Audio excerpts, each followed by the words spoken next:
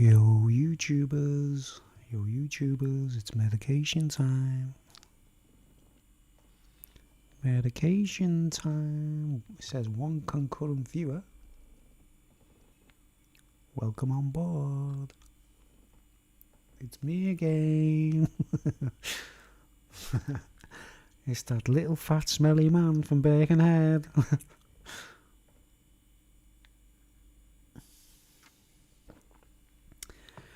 The little fat smelly man's on again.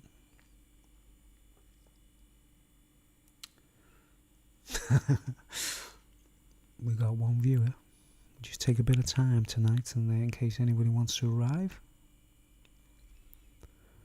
I've been on a couple of times, and people arrive quite late. We've got one. See, it says it just came up one concurrent viewer, and then it says playback one. What does that mean? Does that mean someone actually? Does someone click on your video as soon as they see you on live, and then how did he play it back? How can you play back a video while it's still live? I don't understand. You can't watch it unless it's published. You can't watch it from the beginning.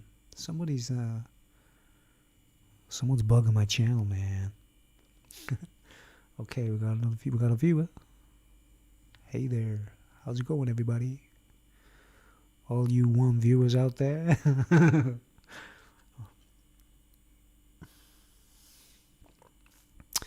Medication time.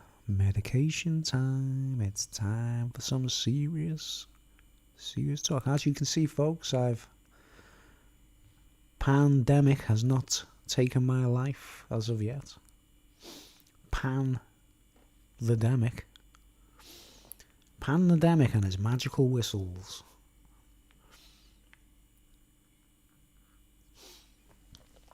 One viewer. Okay.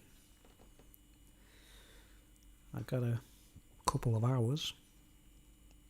I'll do a bit of this and that. I'm just squeezing my tea bag here. Squeeze the tea bag. Tea bag.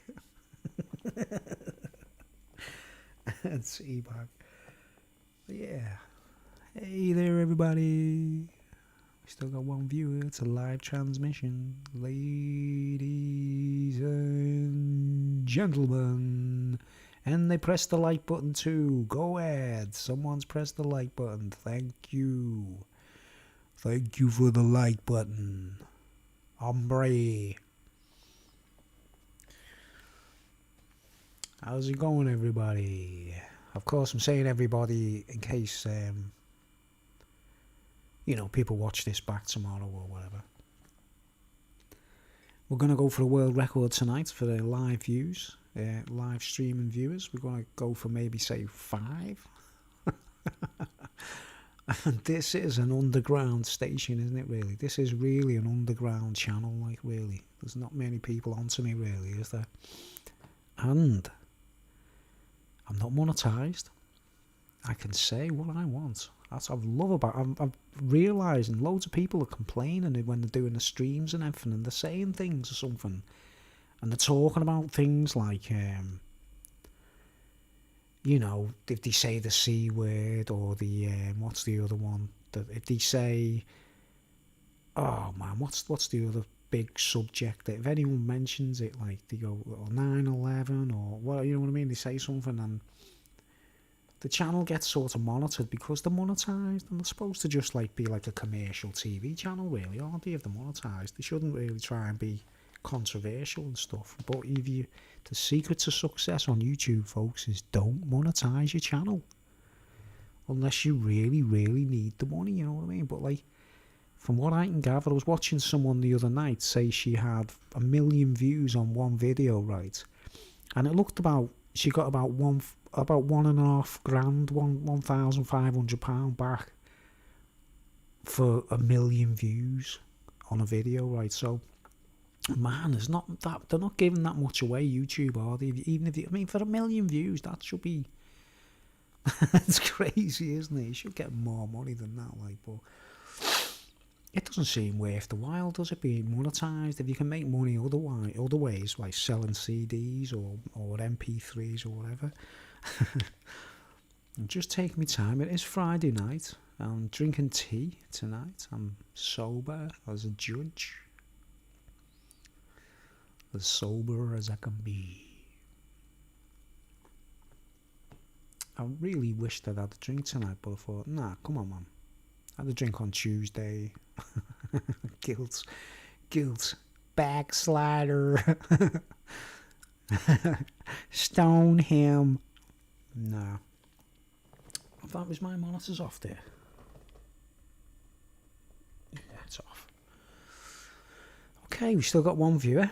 Right, so what we're going to do is, I want to go straight into the heavy duty stuff. Who is the one? If the one viewer knows me, and is it someone I know, and whoever you are, because I need to know what kind of talk I'm going to do tonight, geared on the principle of who's watching. You see, I do kind of think of whoever's watching.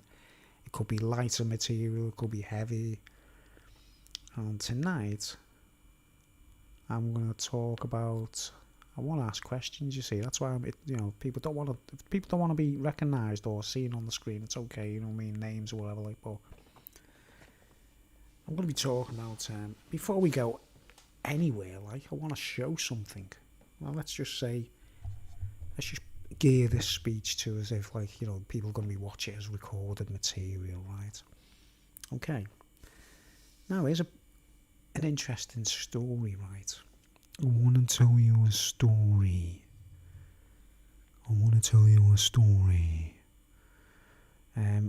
A long time ago here in the 70s, where I live. I live in the same area I grew up in as a child, you know what I mean? But when we were growing up, there were all kinds of houses being knocked down, and we call them bombies, right? Because they look like they've been bombed, but they were just houses all derelict. I used to have morbid dreams when I was a kid about going into bombies and rescuing people, you know what I mean? As if they'd been bombed and that, like. Very strange, man. Weird dreams of going into these strange houses and rescuing people, like. But there were a lot of derelict houses in the area when we were kids, right? And one of the places over the road, not far from me, there was a particular shop, and I think it was a bookshop, or there was like a chemist on the corner, and there was this little bookshop, right? And my dad, he saw that the bookshop was derelict, and if you went inside, there was loads of books on the floor, right? Loads of just old books and that, which you could just pick up and walk away with, you know what I mean? And one of the books which my dad picked up was this little red book. It was in our house for ages and ages. I actually gave the book away as a gift to someone, right? You know what I mean? And years later down the line, I thought, oh man, I shouldn't have given that book away, because it'd be useful for, like, telling people on YouTube stuff and that, like, later on, like. But this book is actually available online. It's actually, you can actually find it online. I'll talk about it in a minute, right? But anyway, my old man found it on the floor in this like derelict bookshop, and just took it home with a couple of other books. I don't know, Biggles or whatever, a couple of books about. I don't know, but there was a little book, right, and it was like from 19. Well, I'll check it out in a minute, like the year, like it was quite old, 19. I think it was before 1920. I'm not sure when it was printed. It was quite a collector's item, this book, right? And it was called the Manual of Freemasonry, right? And it was left in our house. It was in our house. We had all kinds of junk and old books and stuff like that, right? And the book was just left. I mean, I remember it being on my windowsill for a while, and it was raining, and it like got wet. It did get damaged, the cover, like, but the book itself was okay, like, you know what I mean? But it was only a little red book about this big. It was only a little thing, like little tiny, like A3 is it? What's it? Oh man, what is it? A5 is it? The little size, like A5 like size. Little tiny book, and it was called the Manual of Freemasonry, right? And it was written by a guy called Robert Carlyle. Not the actor Robert Carlyle, some guy who was a very learned fellow, I don't know, and he was interested in that, like, he wasn't like exposing the Freemasons as such, right? What he was doing is trying to clear the, like, to explain to everyone. He basically gives away a lot of, like, stuff about them, basically, you know, like what the heart and soul of stuff is, right? So I'm going to share it with you tonight, hopefully, and you can we'll have an interesting read together, to be honest, right? Now, what happened? The history is in the house where we lived all the time. We were living downtown in Birkenhead. This book, I never once picked it up and looked at it. You know what I mean? I just, just didn't think about it. You just thought, what's Freemasonry? You know what I mean? We didn't even know what it was back then. You know what I mean? And I think my dad might have read it. I think my dad might have looked at it and read it, whatever. And he might have got gained a bit of knowledge from it, basically, right? And what the book did was, it has an introduction, which is really interesting, which I'm going to read to you in a minute, right? I'm going to read from a book. You'll see me recital skills tonight.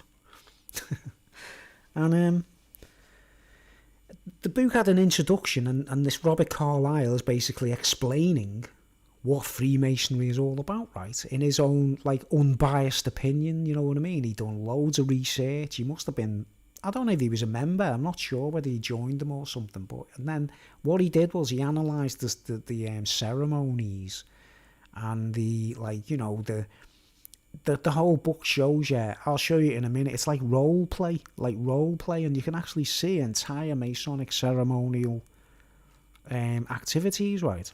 And he's basically saying they don't really have secrets. You know, the main secret of Freemasonry is, like, their secret lives and secret societies, if they keep things a secret between each other. But the actual backbone of the whole, you know, thing, this Robert Carlyle fellow was saying it wasn't really that big a secret, really. It's kind of common sense, but you had to be quite kind of clever to understand these things, right? So what this introduction does, it goes straight into it, and then the rest of the book is the role play and telling you each person's part or place in a Freemasonic ceremony with the names and, you know, the positions and the rank and everything, right? So it's really interesting, right? And the beauty of it all is, right, guys, this is it, like you see.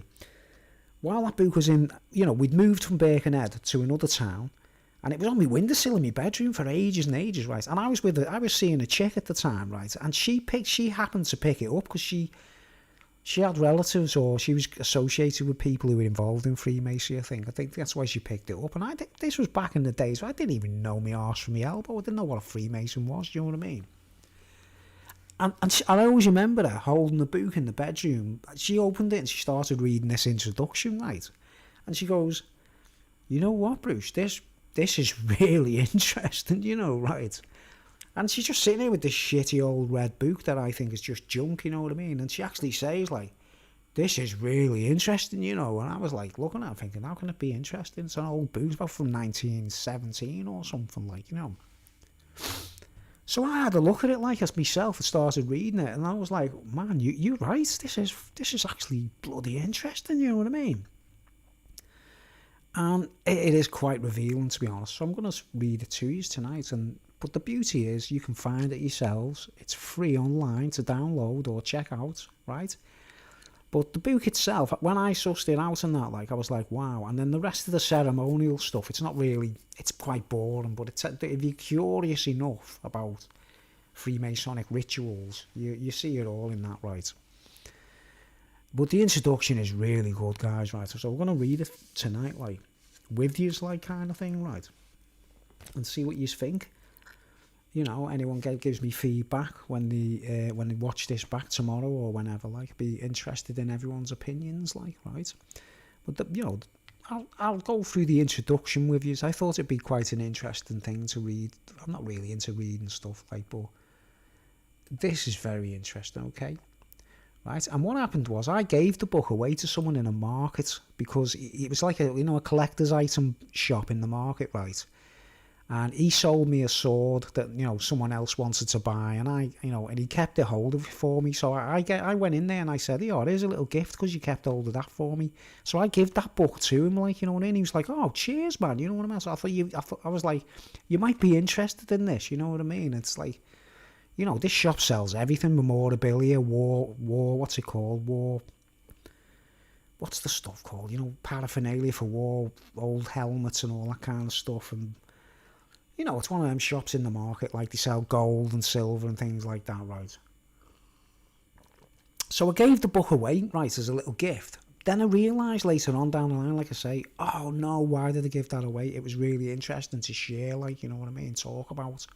But brilliant, the internet, at least, we can find things, can't we, right? So let's go, let's dig in, let's get straight in, right, folks, and let's see what you think of this, right? And here we have this is on the screen, isn't it? Yes, here we go. Right, you get the full let's zoom back, right? I'll get it on the full page, right? And there you go, you can see, like, you've got the manual, if you need to look for it yourselves and check it out, right? The Manual of Freemasonry by Richard Carlisle. Right, now I hope this hasn't been edited in any way. I don't know, I haven't seen this particular copy. There's a few different, you know, versions, but honestly, man, the fact that someone's actually reproduced this online is a real gem, like, you know, for anyone who's interested. Here's Julie. Yo, Julie, how's it going? All my homies out there. Okay. Have you just come on, Jules? Yeah. Because I'm going through this, I don't know if you know about this, but do you remember this book in our house, Jules, The Manual of Freemasonry? It was a little old red book, and we had it for years, and didn't pay any attention to it until, like, when I was like 30 or something. And all good, yeah, just appeared. Okay, so anyway, this is what we're going through at the moment. So I wanna show people this amazing, fascinating book, right? And it's available online, right? You know what I mean? It's free to download and check out yourselves, right? But look, Manual of Freemasonry by Robert Carlisle, and does it say the year or something? Anyway, part 1. This is the best part. That was in our house. Yeah, it was. We had the little copy of it. My dad picked it up in an old bookshop in the 70s, believe it or not. And it was in amongst the stuff for years, right? So my dad must have had a look at it. You know what I mean? But I looked at it, like, and I gave it away to someone like a gift, but thank goodness it's still available, right? And it reveals all the secrets of Freemasonry, basically, and tells you everything they do in the you know, these ceremonies and stuff. But this is the best part, right? The introduction, part 1, the introduction, right? And I'll zoom in just to, oh man, what happened there? Yeah, right, see there, it says part 1, the introduction, the keystone of the Royal Arch. Right. Ooh, we're in for a really good ride tonight. It's going to be interesting. If none of you have ever heard of this, we've got 2 viewers at the moment. If none of you have ever heard of this, I mean, this guy, he was basically trying to reveal the hidden truths in Freemasonry, right? And then you see, like, all the ceremonies and whatever, like, right? But anyway, this is the best part, the introduction. Right, and I'm going to read through it, like, I'm going to be a narrator tonight, like the narrator of the movie. And you see all the different, look, it's got, like, excellent masons and all kinds of stuff. Boy, it's very interesting, right? So let's go, because it goes into Solomon and everything, this, right, folks? Okay, let's go for a roller coaster ride. Page 1, part 1, introduction, the keystone of the Royal Arch. Let's go. Here we go. I'm going to read now. Right, got a lot of reading to do. I'm not sure how many pages it is, but let's go. Now listen to this for wisdom, right? If we make ourselves acquainted with all that Masons know of their Freemasonry, we shall find a blank, and that, in fact, they know nothing worthy of being called a secret. I am of opinion that nothing useful to be known should be made a secret, and that there is nothing of the kind a secret amongst mankind. I hold that the mere profession of having such a secret is a vice. The question reasonably arises, why should it be a secret? Of Freemasons I boldly say that they have no secret, but there is a secret connected with their association, and they have not known it. The late Godfrey Higgins once observed to me without explanation that there were but 2 Masons in England, himself and the Duke of Sussex. I put in a claim to be the 3rd. You see, the writer did enter into Freemasonry and sussed all these things out, right? He asked me to explain on the condition that he was not to commit himself by any observation. I did so as here set forth. He smiled and withdrew. The secret is now out. I will clear up the doubt and difficulty and teach Masonry to Masons. The following forms of opening, working and closing lodges are literally and truly the formularies of the 3 common degrees in Masonic lodges, or that secret system which is called craft Masonry. It has been communicated to me by Masons. It has been communicated to me by Masons. It has been confirmed by other Masons. It has been the standard manual of Masonry since it was first published in the Republican in 1825. It has made many Masons without the lodge initiation, and by its direction I have been assured, turn the page, that men who were never in a lodge have successfully and profitably taught practical Masonry. The higher degrees form the subject of other volumes. They are not common, are denominated orders of chivalry, and but very few Masons go beyond the Royal Arch degree. Is everybody excited? We've got 3 viewers. Here we go. Ian Saxon. Hiya, Bruce. Yo. Ian Saxon's on board. Okay. Just talk. I don't know if you've heard the beginning. I'm just reading through a book called The Manual of Freemasonry, right? Really interesting. You can download this yourselves. Okay, so here we go. The great subject of Masonry is Solomon's Temple. The 2 first secret words are Boaz and Yachim, the pillars of the porch of that temple. Through all the Masonic degrees, ancient or modern, the subject continues to be a dark development of the building of the temple.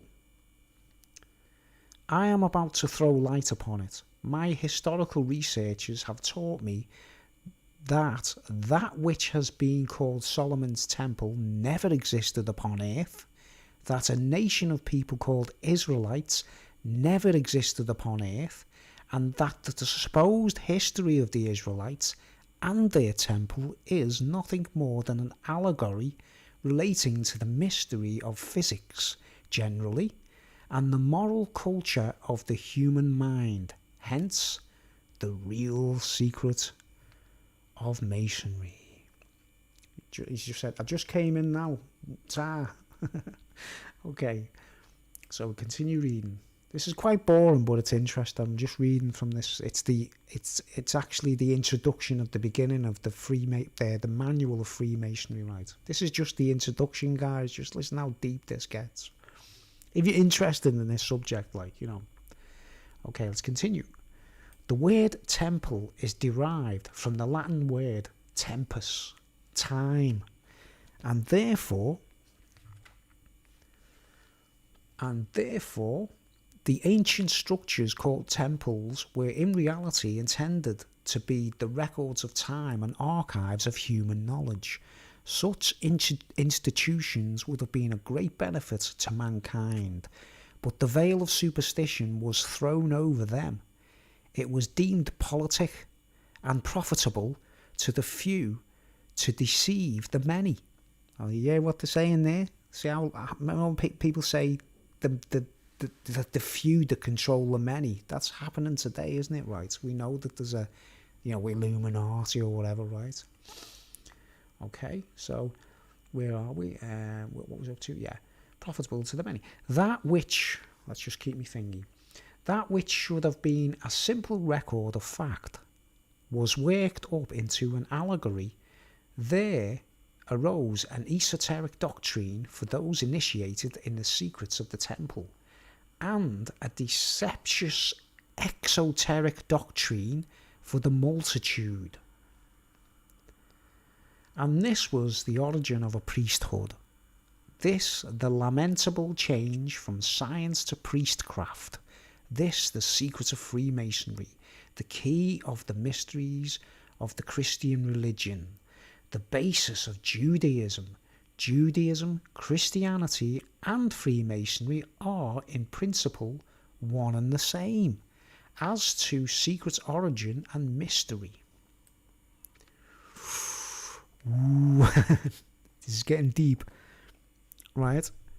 By the way, the reason I'm reading this out is, if I have any, I could have viewers that watch my channel, or they tune into my channel, and they could be blind and they just listen to when I'm talking. Do you get me? And sometimes I put my lyrics on videos because deaf people could be watching and they can't hear what I'm singing. So so that's the whole point of me putting this on the screen and reading it at the same time, all right, folks?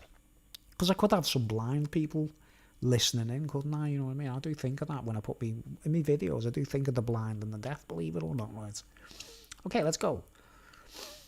And this was the basis of Judaism. Right, we know the same. As to the secret origin on the mystery, let us endeavour to turn the stream, to go from priestcraft to science, from mystery to knowledge, from allegory to real history.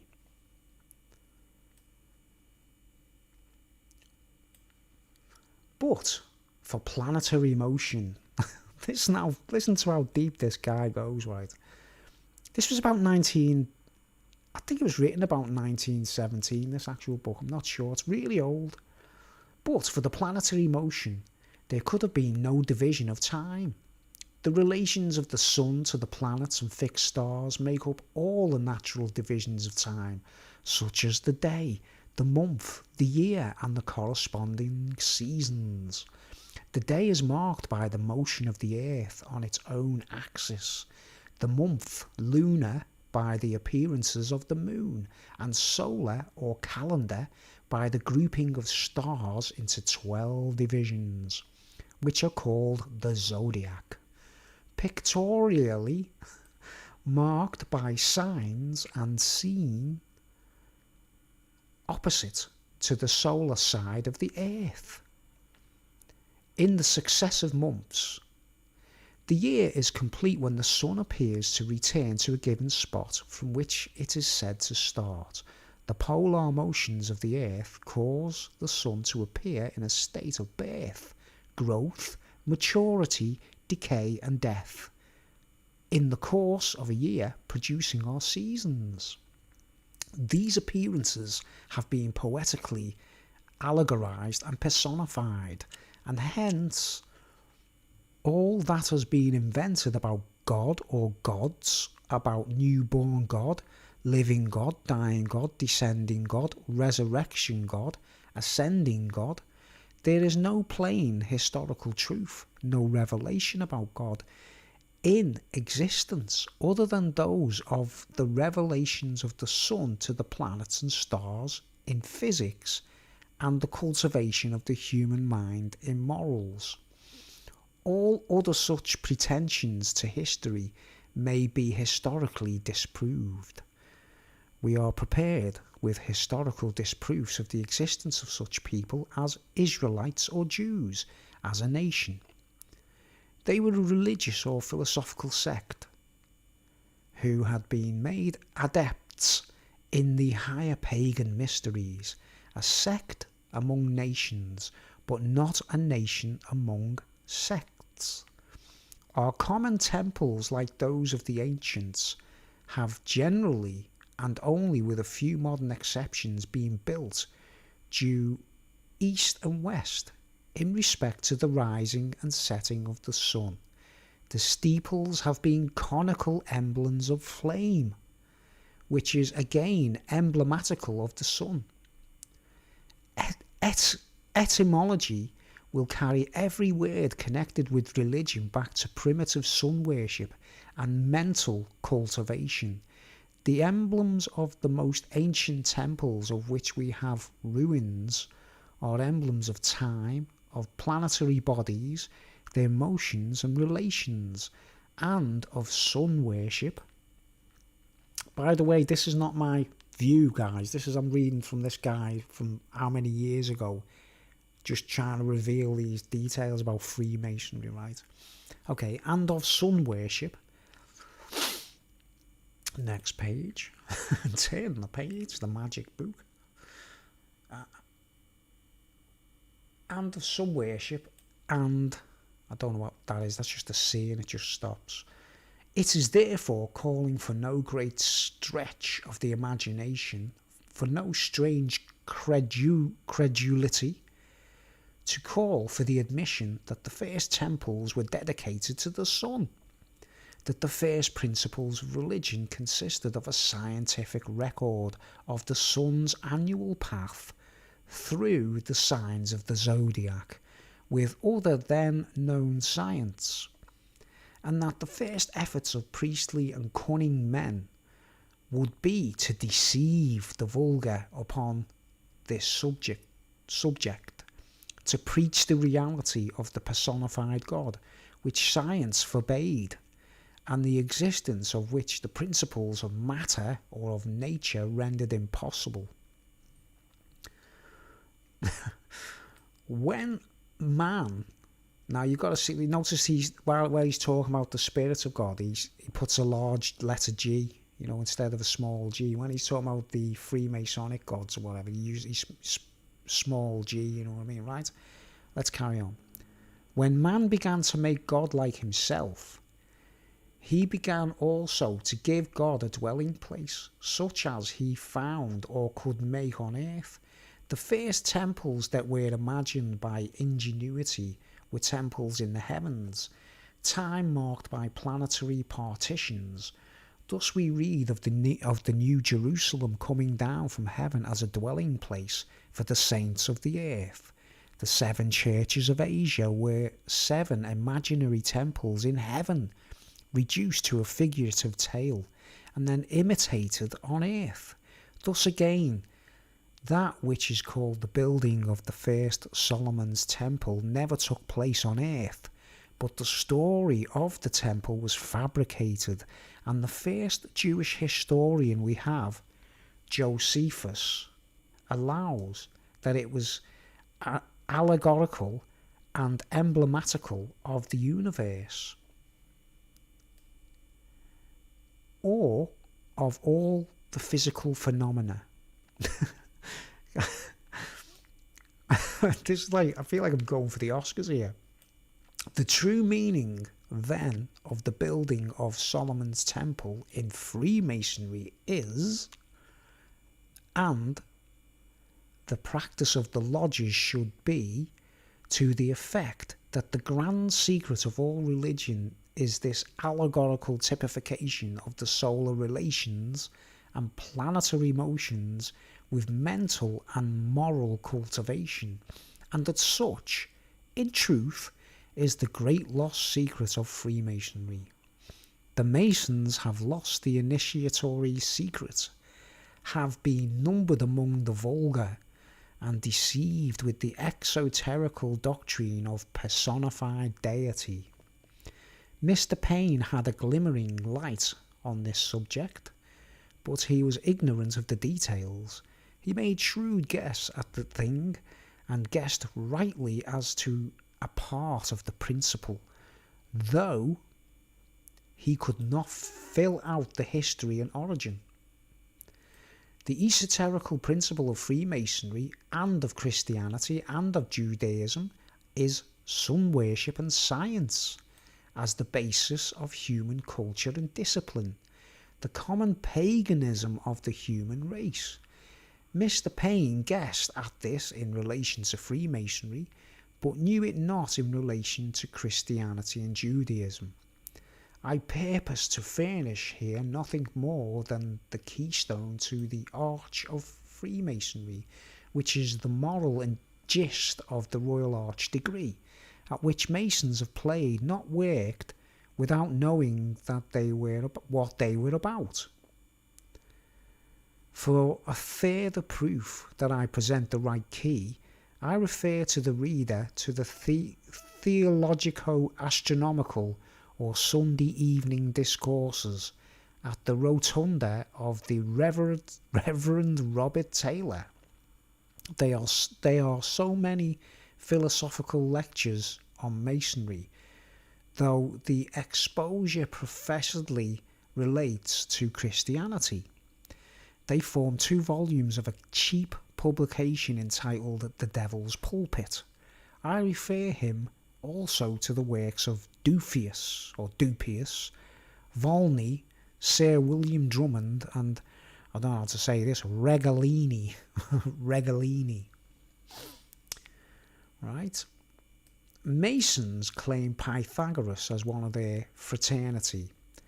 They may also claim every Grecian and Roman sage who sought out the pagan mysteries, but the modern Masons are not very worthy disciples of those ancient men. The proper business of a Mason is astronomical, chemical, geological, and moral science, and more particularly that of the ancients, with all the mysteries and fables founded upon it. A good Mason would, in fact, have no superstition.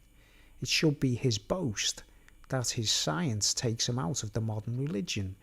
He who can build Solomon's temple in the allegorical sense is disqualified from being a fanatic. Deism has been charged upon and even boasted of by modern Masons, but as a sect they are innocent of any science that can take them out of the common impressions of modern religious doctrines. Right, let's turn the page. Let's continue reading. It's like Jack and Ori. Astrology, gypsy fortune telling, modern Freemasonry, Mahometanism, Christianity, Judaism, now so called, have sprung from and are so many corruptions of the ancient mysteries of the pagans. Stargazing without proper human culture has been the source of all religion.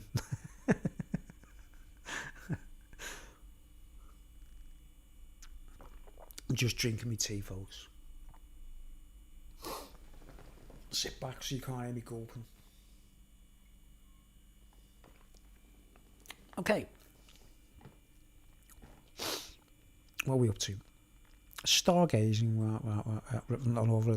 Lunacy is a disorder improperly ascribed to Luna, or the moon. For moon-struck madness had never befallen anyone who had not been corrupted in education, and had the brain badly cultivated. Cultivated brains. Just belching there, right?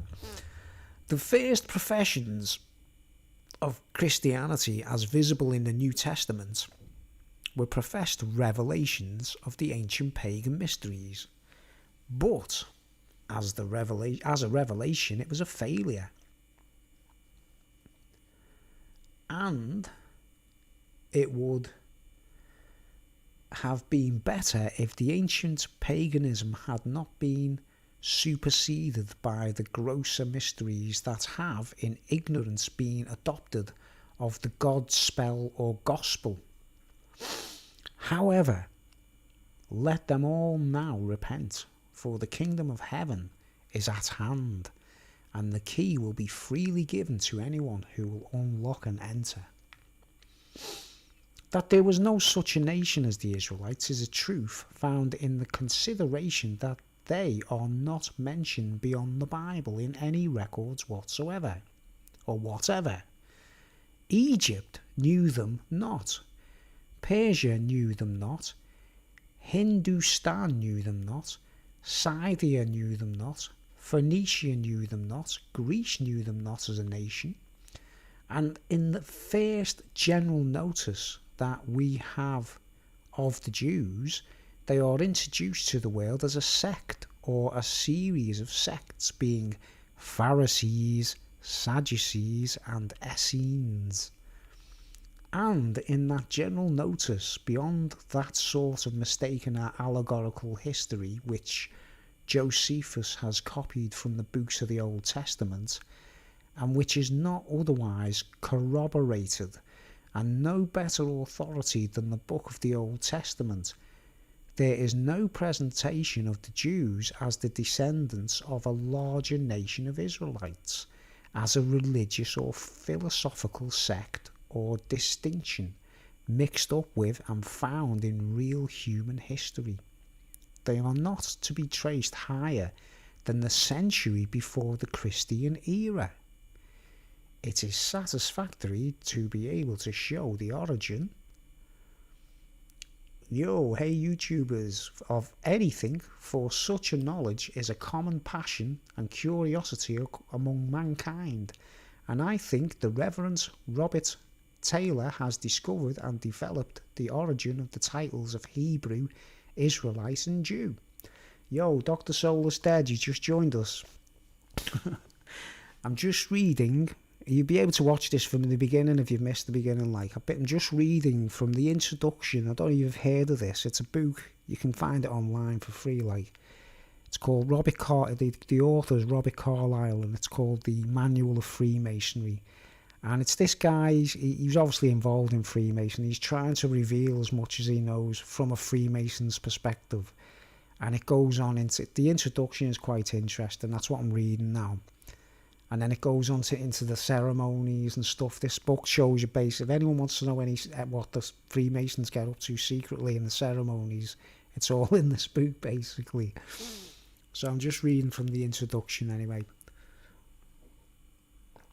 But welcome aboard, Doctor.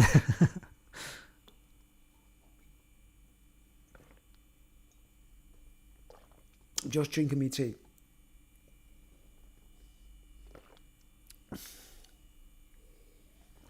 Yeah, I talk about this book at the very beginning, why, how I got to know it and all. We used to have a copy of it in our house years ago, and well, it's quite strange. It's interesting. Sex on the altar.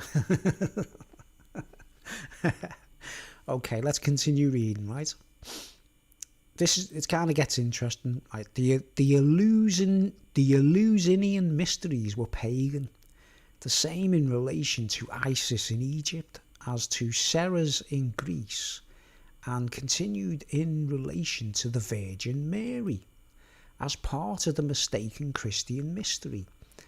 It is the fault of Freemasonry that it has had nothing feminine belonging to it. The ladies make no part of its mysteries, and to the ladies it has been a matter of great uneasiness. They very naturally and very properly suspect that the proprietary of all exclusively male association. The Jews have nothing feminine in their religion. No religion has provided a paradise or future happy state for earthly women. They should be all infidels, of course. The modern construction and mistake reading under what is called the Christian religion has become a great burlesque on them. The word Eleusis is the Greek of Adventus, the Latin, the Advent of the Christian mystery, and signifies the coming, emphatically and literally the coming of light. The story of the Transfiguration on the Mount in the New Testament is an imperfect description of the holding of a lodge of association in the highest degree of the Eleusinian mystery.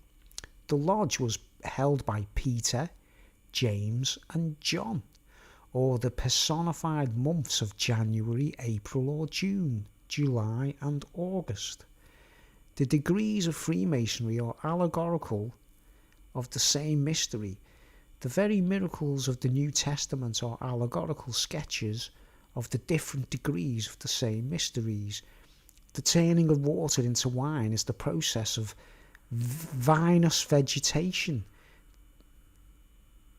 and one of the mysteries of Bacchus, who was also that light which was to come, the Messiah, the Son, in physics, or the physical Saviour, the Logos, Christ, or principle of reason, as the moral Saviour. The marriage of Cana in Galilee was the marriage supper of the Lamb, the spring of the year. Let's turn the page. I mean, this guy's done a lot of research, hasn't he? It's like I say, these aren't my opinions, by the way, guys. It's just an old book with some really interesting stuff, right? Okay. The midway between the watering pot of Aquarius, or watery season, and the ripening of the grape, "Woman," said Jesus to his mother, "what have I to do with thee? My time is not yet come." Summer and autumn are the time of Bacchus, but he turned the water into wine, and so he does every year. The feeding of the multitude with 8 few small loaves and fishes is a mystery significant of the prolific power in the earth in the growth of corn, and of the water in the production of fishes. The curing of diseases, of lameness and blindness, casting out devils, allaying a storm, walking on the water, the resurrection of the dead, and the ascension into heaven are all so many solar mysteries or allegorical relations of the sun's action upon the earth, figured with an association of scientific and moral powers in man. The sacrament of the Lord's Supper is the joint mystery of the union of Ceres and Bacchus, the pagan producers of corn, or bread and wine, which are truly, in an allegorical physical sense, the real body and blood of Christ. We shall find that Freemasonry has been a corrupted continuation of all those mysteries, and that the Masons have really, as they confess they have, lost their own secrets. Let us see what learning can do to restore it to them. Much of the ritual of our church, even of our English church, is but a misunderstood continuation and corruption of the words and ceremonies of the ancient pagan mysteries. The Reverend Mr. Taylor has beautifully explained this in his discourses. I have only room to glance at it here. The scenes and characters of the mysterious drama as found in the Eleusinian orgies of Greece were Eleusis, the advent or coming in of light, the birth and character of the subject of the drama, the title of the whole play or mystery, the Hierophant, the expounder of the mysteries, the high priest, the pope, the archbishop, the Hopperet. What's this? Okay, that's why what I always used, cause there's really been a misunderstanding since the Tower of Babel. Exactly. Well, it's the cat amongst the pigeons, basically, isn't it? It's like there's so much confusion, you know what I mean? I think the only way people find the actual truth out is they have to know. They just simply have to get the information straight from the spirit, isn't it? Really, because man, it's all corrupted, isn't it? And, you know, changed and altered, rearranged. Okay, let's get back to the characters. These are the characters that I mean, it is like weird reading this, but this book is from about 1917 or something. This, by the way, you know what I mean. So it's old, like, and this guy kind of done a lot of homework, hasn't he? It's kind of a different point of view, like. But anyway, the Huperit, I don't know, I've never seen that word before. Huperit, the minister or ordinary priest, the diakonos, the deacon or lower officer, the diadokos, the torchbearer, the photagogue, the bringer in of light, what does that say? Autoptos. Look, Autoptos. I mean, these are Greek words, aren't they? Autoptos, the candidate admitted to see the light, the visitor of the temple, the church, and the chapel goer. Autopsy, the site itself. Hebrew, the initiated candidate who had passed through all the degrees of the mystery. Teleos, the adept or perfected. Israelite, God's seer, purified from all guile. Jew, the God himself, or the mysterious perfection and deification of the human character. The whole a type of what may be made of human nature by cultivation of mind, which is the conditional promise of paradise or kingdom of heaven. This is the revelation of all of the mysteries. Hebrew, Israelite and Jew are Syriac, Phoenician and Egyptian terms used in the mysterious degrees, and it would be as reasonable to argue that the Freemasons are a dispersed nation, and that the Jews are or were a dispersed nation. The modern religion of both Jew and Christian is a misunderstood and forgotten connection, corruption and continuation of the ancient pagan mysteries. Pair of dice. Paradise. Paradise. Paradise. Paradise. Roll the dice. Okay, the modern was where are we? And pagan mysteries and forgotten connections of the pagan mysteries. Freemasonry is a secret attempt of the same kind, but a failure.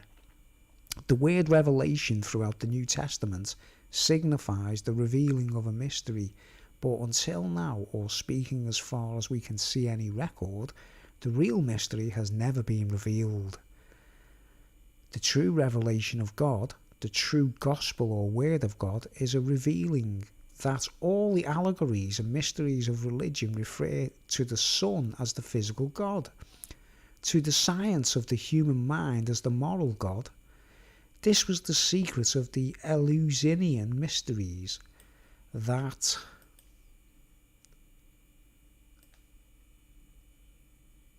is religious truth, and the whole of religious truth, and the placing of the church on such a rock as against which the gates of hell shall not prevail. Freemasonry is but a professed concealment of the same revelation, and may be properly styled a bastard or illegitimate mystery. With this key in hand, the reader of the following manual of masonry will gain more knowledge of masonry as he proceeds than masons themselves gain in their lodges. Not one of them has had sense and learning enough to discover the real secrets of the craft, and I claim this circumstance as a proof that it is infidelity, as modern criticism and science have been called, modern infidelity, which is really becoming the light of the world, which is the light, life and knowledge needed, and which is morally, scientifically and properly speaking the true Eleusis or Advent, or he that should come. The sacred scriptures of the books of the Old and New Testaments were not written with an intention that they should be used as they are now used. They were not intended to be translated into any vulgar language, and made the commonplace book or textbook of the multitude to be wrested, as Saint Peter has forcibly observed, to their destruction, certainly to their injury. But they are deeply mysterious writings, not revealing but concealing and misrepresenting the ancient mysteries, forming from them a new mode of association and making a new religion of the old pagan materials, precisely upon the principle that we now see one sort of secret association springing from another. I'll just pause for a second and read the comment. Vulgar means only for the lower castes, but also means dirty. Yeah, vulgate, yeah. I was like, I had a bit of a realisation. You know, I was talking in one of my recent videos about one of these videos that says that they sussed out that they might have somehow melted granite and poured it into moulds to make some of them Egyptian statues or whatever, the way they look perfect, and you know what I mean? If they melted it down like glass kind of thing and they made it into a liquid and they put it in moulds, right? They were onto something like exactly what people do today, builders do with concrete, isn't it? They put it into moulds and then they take the mould away and the concrete's there, you know what I mean, right? But I realised, I thought, if this is true, this is actually true, right? The lowest down people of the builders, amongst all them, the stonemasons and the builders, the lowest level would be the people who pour the stuff into the moulds, wouldn't they? They'd been the lowest, like the least skilled people, right? And I think that's where the word pour comes from, you know. Pouring stuff into a mould is P-O-U-R. But we say pour, P-O-O-R, right? And if you were like a master mason or whatever, overlooking all these slaves or whatever, pouring like stuff, you go, the pourers, they were the lowest down, weren't they? You know what I mean? You mentioned this a couple of weeks ago, yeah, man. Poor people have less skill, exactly right. They would pour the stuff in the mould, exactly. If that's true, that's an actual, because it's looking like that. I've looked at some of them things and thought, wow, it could be a possibility, that, right? Okay, let's continue. That's what I'm saying about this. This guy wrote this years ago. And, oh man, some of it's quite revealing. I don't know whether it's accurate, you know, because I know I've got my own opinions, like, but it's very interesting, like. Anyway, the Odd Fellows, for instance, in relation to the Masons, one sect of religious association springing from another, through common ignorance and fanatical but mistaken conceit of spiritual knowledge, as Quaker, Unitarian, and Methodist, springing from the Church of England, that from the Church of Rome, that from the Church of Greece or Egypt, those from the Persian, and the whole from general pagan mysteries.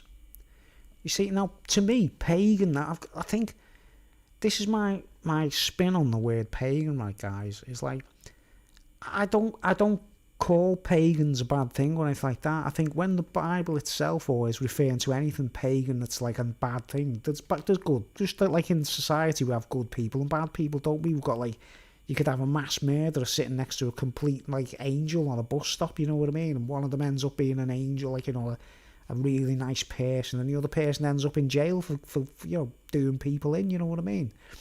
So to me, a pagan is just simply someone that hasn't been enlightened or doesn't know nothing, and is just living by his own means or their own means of ancients, how they live, you know, like the North American Indians or something like that. And they haven't got Bibles and things like that, and it's not in their heads or nothing, but it doesn't mean that they don't know about anything divine, does it? You know what I mean? Paganism to me simply means you just get on with life and you don't really know nothing, you know what I mean? You just do what you know.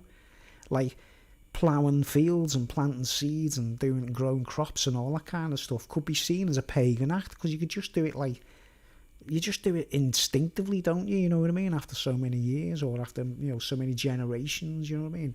And I never attack pagans, because there's pagans, there's witchcraft, there's all that kind of stuff. There's different divisions, right? But not all pagans are bad, you know what I mean? Pagan to me can just mean unknowing. They've never seen proof of God. They haven't actually been experienced with anything to do with it, like, but they're living a decent life and getting on with it, you know what I mean? And there can be, you know, just as, like I say, you could be sitting at a bus stop next to a mass murder and you wouldn't know it. You know, poor sounds like the very start of the foundation. Exactly. Yeah, poor. The bottom, the foundations. Exactly. Foundations are always concrete, aren't they, in building, even today, right? So, of course, that technique came from the past, didn't it? From pouring foundations, man. I mean, what does Jesus say? You got to build on rock, haven't you? You know what I mean? You got to build on rock. But yeah, pagan mysteries, and precisely upon the principle that the language is seen to emanate from another, all having a common root. In the first preaching of the allegory of Christ crucified, there was no imposition.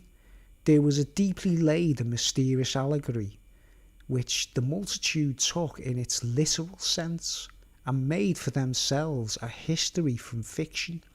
So it has been with the addition and union of the books of the Old Testament. The books of the Sibyls have been also supposed to be prophetic of the Christian religion. But the mystery is cleared up when we find the root of the Christian and Jewish in the pagan system, whence all those books were formed. A development of this kind is the one great thing needful for universal brotherhood, which has not been found in Freemasonry, nor in Christianity, nor in Judaism, yet, or now so called. The key then, let's read this.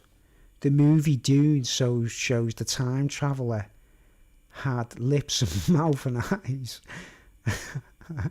and it looked like a smoking vagina with me.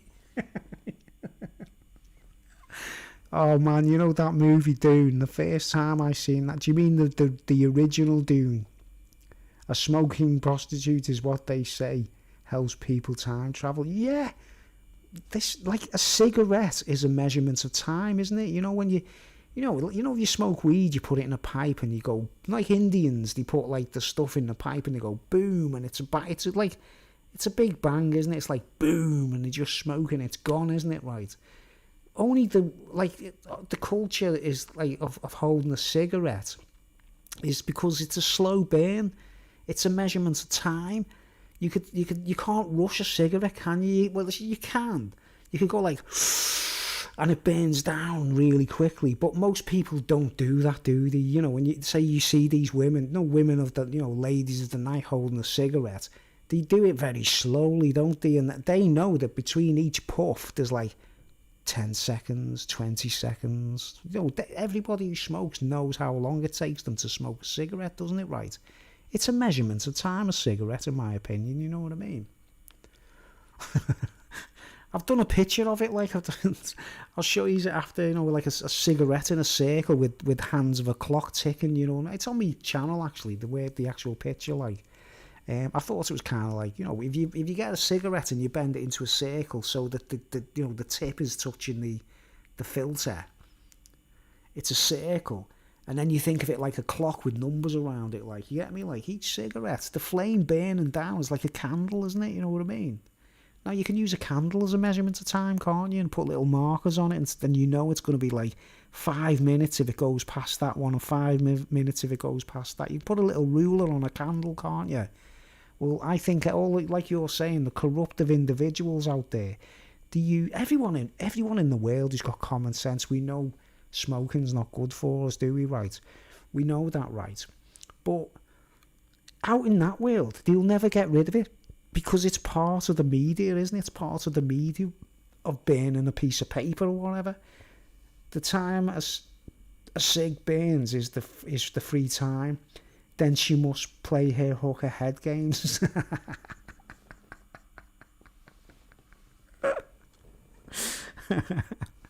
I've never been to see one, you see, so I've never been through that, but I'm not denying that I've been associated. Oh man, I've got some. Once I get through this this introduction, I've got a few more things to talk about if I can. I've got like little bits and stuff to talk about as well after this. Like, okay, let's continue. Where we okay, what did I get to? Yeah, Freemasonry, not in Christianity. The key then to the mysteries of Freemasonry. The key, me neither.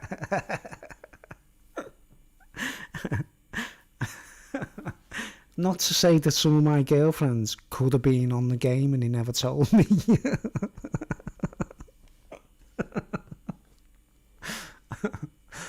The key then to the mysteries of the Freemasonry, as well as to the mysteries of the Christian and Jewish religions, is the Eleusinian mysteries of the pagan religion, and the further key to all those mysteries is a worship of the sun as God, under a variety of personifications.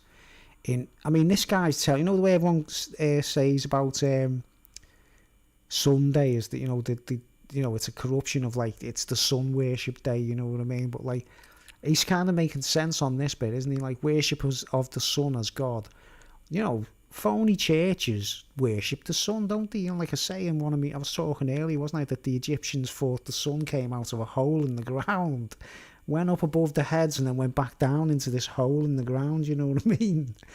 A hole in the north and a hole in the east, in the east and the west, isn't it? It comes up in the east through a hole, and then in the west there's another hole where it goes back into the earth, you know what I mean?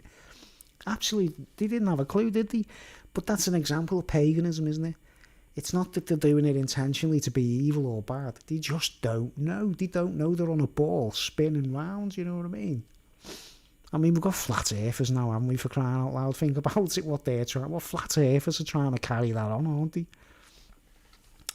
Okay, let's continue. The key to all those mysteries is a worship of the sun as God, under a variety of personifications, in all its zodiacal transits, in the personification of the year, of the seasons, of the months, of time generally, and of all the divisions of time, and as the source of all physical and all moral phenomena. The Masonic building of Solomon's Temple is the getting a knowledge. Okay, this is where it gets like crazy. Listen to what this guy's saying. The Masonic building of Solomon's Temple is the getting a knowledge of the celestial globe, knowing the mysteries of all the figures and groupings of stars on that globe, knowing further that this globe is the foundation of all religion, knowing how to calculate the precession of the equinoxes, the return of comets and eclipses, and all the planetary motions and the astronomical relations of time. Such is not the knowledge now gained in Masonic lodges. I will present the reader with that knowledge, but such should be the knowledge, for such would be real and useful knowledge. The ancient priests thought that knowledge should be concealed from the multitude, you see. When the Bible was first printed by King James, they didn't want to give it to poor people. They didn't want anyone to know about it, you know what I mean? They printed it for themselves. And then because they were living it up and carrying on in the ways that they do, it's been given to the masses, isn't it? Somehow it's got to the masses, right? The ancient priests thought that knowledge should be concealed from the multitude, or found it profitable. Here we go, profitable. See, we're nearly coming to the end. I know it's a long read, this, guys, but I just want people to have a think about it. Like, I'm not saying anyone believe what I'm saying here, or nothing like this. Nothing to do with me this is not my opinions. I'm just really interested in this guy's perspectives for the time, like, right? He's quite clever, like. What's he saying here? He's saying, Solomon's Temple shows a compartment going into another compartment. I've got my opinions. But wow, we'll go there later. Let's like okay, that it should be so, and hence our sacred and mysterious writings. But now we do not think that knowledge should be kept from the multitude, and hence our infidelity and our revealings. It may be well to mention here that I am in possession of entire disproofs of the present pretended historical or origination of the Christian religion, and I was in that possession before I attempted to seek any other origin. I have long felt the necessity of tracing another origin, and I now do so in connecting it with the ancient pagan mysteries. On reading the New Testament with the key which I here present, and with the remembrance that in relation to history, the book is altogether from beginning to ending a fiction, and on reading the Old Testament in the same way, there will remain on the mind something like knowledge gained from its mysterious matter. But now, in the course of reading under the commonly received notions of it, and beyond its moral precepts, there is no knowledge gained. Such is the case with modern Freemasonry. I sum up these observations with the conclusion that the keystone of the Royal Arch of Freemasonry is the ancient science of the zodiac, with its moral counterpart of human culture made mysterious in secret and priestly associations, which is also the science of all religions that pretend to revelations, and also of the religion of the Druids, and of all the pagans from Hindustan to Rome. I have omitted all those remarks which, in the numbers of the volumes 12 of the Republican, must have been so offensive to Masons. My great object is here to instruct Masons as well as others, and not to give them offence. They ask for light, here is light. They ask for fellowship, here is the only basis of true and general fellowship. I see the evils of sectarianism amongst mankind, and I labour hard. I endure persecution patiently, for the sole purpose of rooting out those evils. I have objections for all societies, excepting those divisions of mankind which are essentially, or may be essential, to good government and the most happy existence. Sex Temple. Well, you know the Eyes Wide Shut movie. Have you seen Eyes Wide Shut, Doctor? Doctor, have you seen Eyes Wide Shut? Well, you must have seen Eyes Wide Shut, surely. I mean, that film really takes the roof off, doesn't it? You know what I mean?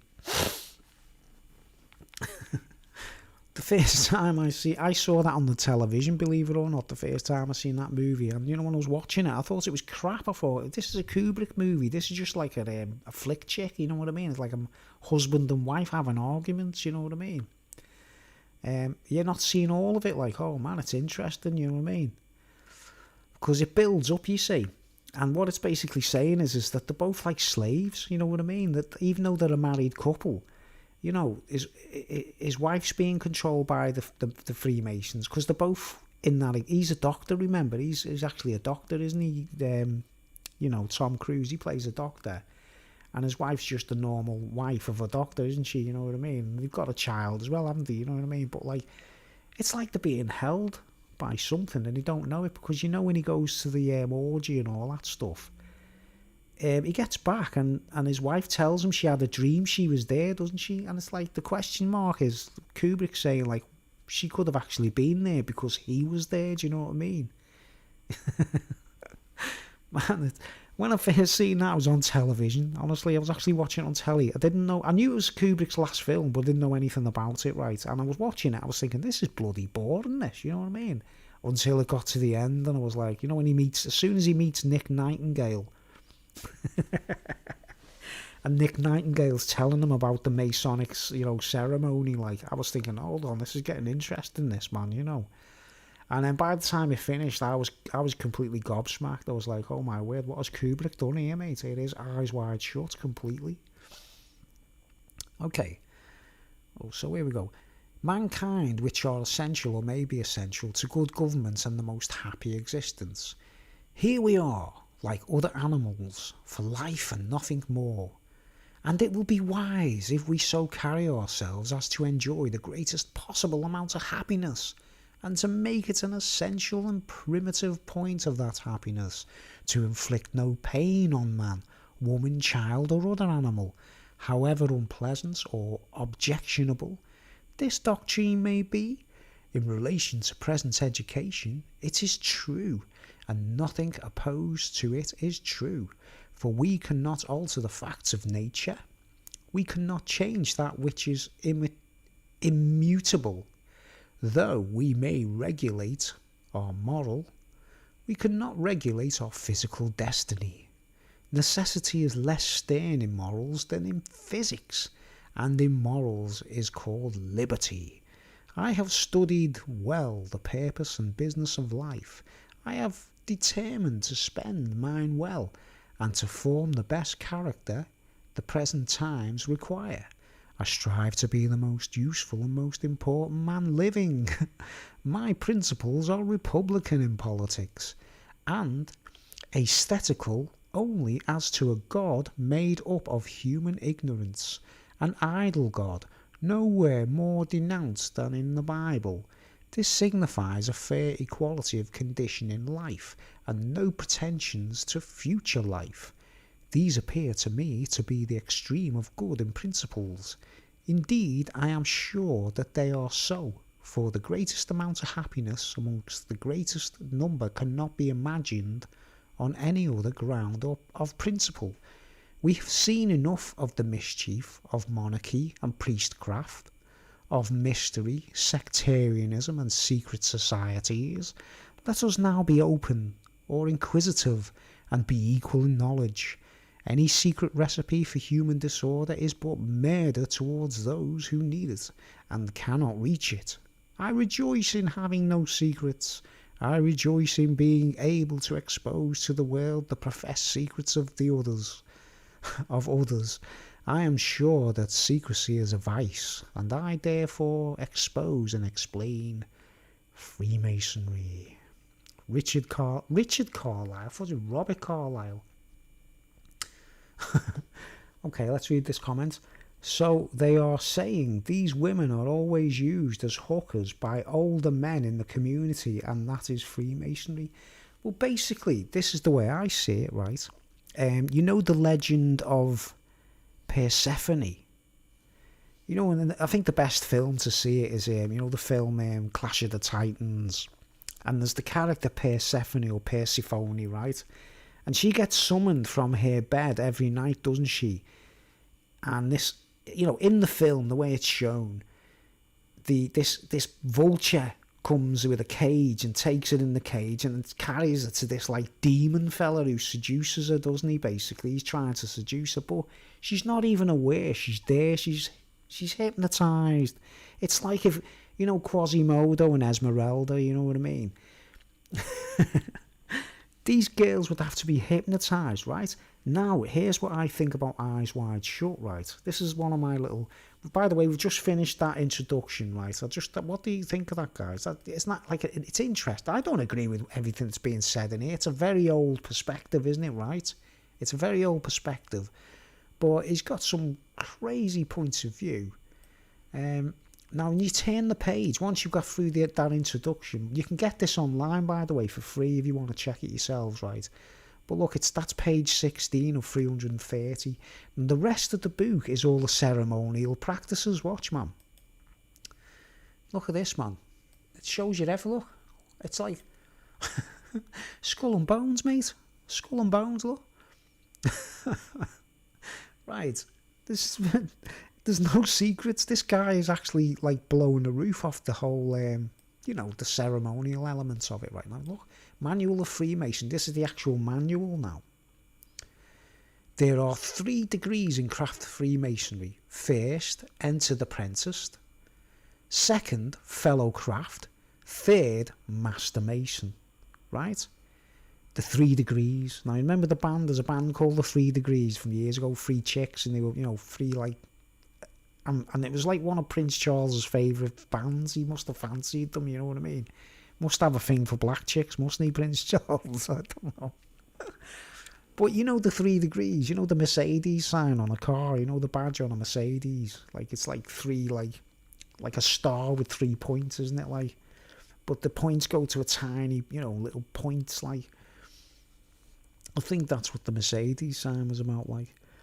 But yeah, it's what I think one of the big secrets of Freemasonry is, right, some of these guys are so bloody ugly and unsightly, horrible men, but they're well hung, as it were, or, they've still got a set, like, a libido and they want to get laid, basically, right?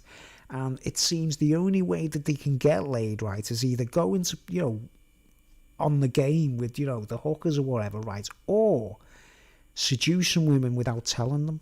Do you understand? I think that's one of the biggest, like, I think they just, like, cherry pick whoever they think they, obviously people who are protected, people who are actually bound by, if you read the Bible enough or whatever, or that kind of thing, you know what I mean? You pray to the spirit and that, like, obviously it's impossible to be reached, isn't it? Like, but these guys must seduce as many women as they can, and probably men as well, you know what I mean? That's the sad, horrible, strange side of it is they probably seduce men as well, like, do you know what I mean? They're dirty, what can I say? I don't want to swear on, like, they are like a load of dirty old men, basically, right? And have you ever heard of an organisation called the Guinea Pigs? Doctor, have you ever heard of Doctor, I think I'm a pair of curtains. Pull yourself together, man. Right, Doctor, have you heard of an organisation called the Guinea Pigs?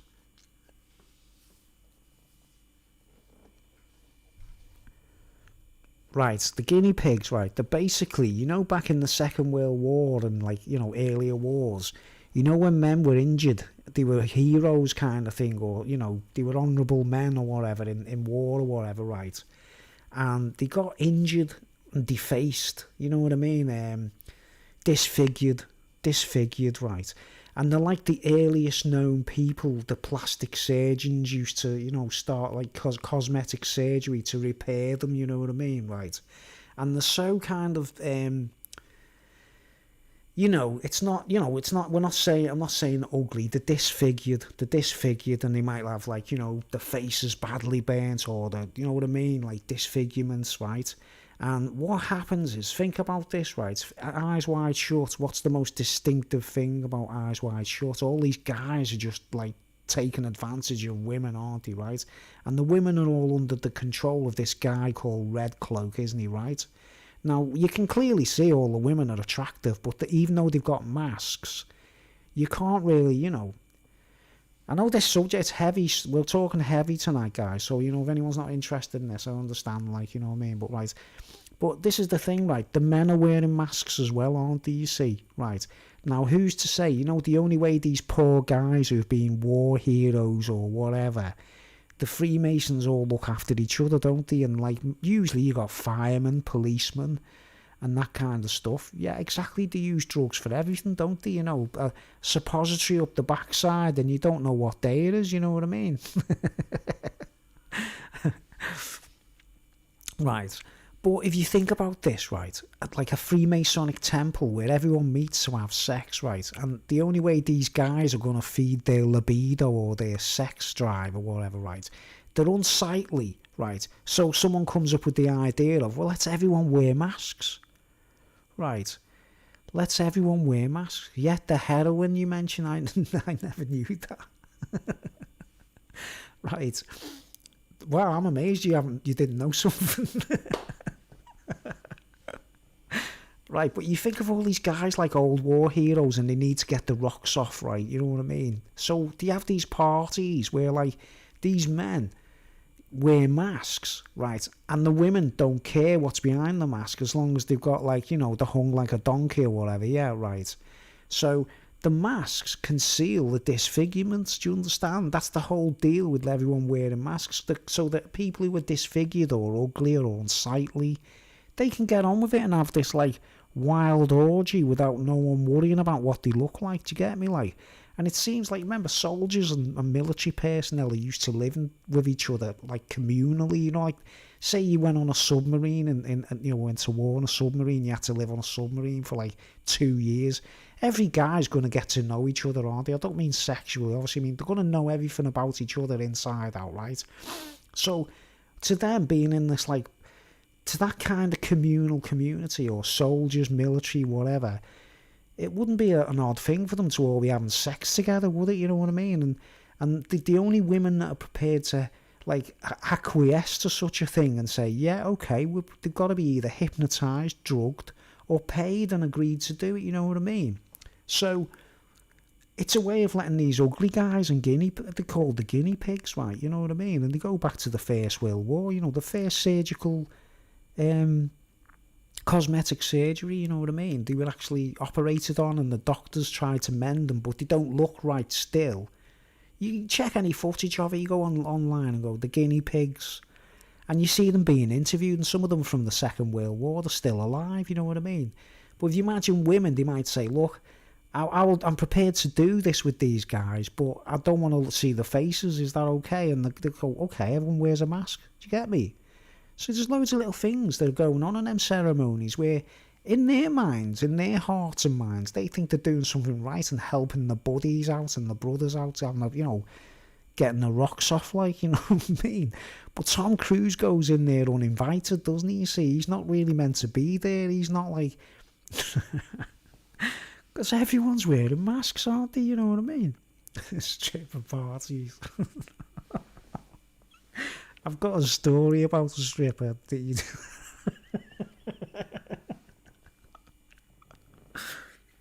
I don't want to talk about it at the moment, like, but I've got a brilliant story about a stripper, right?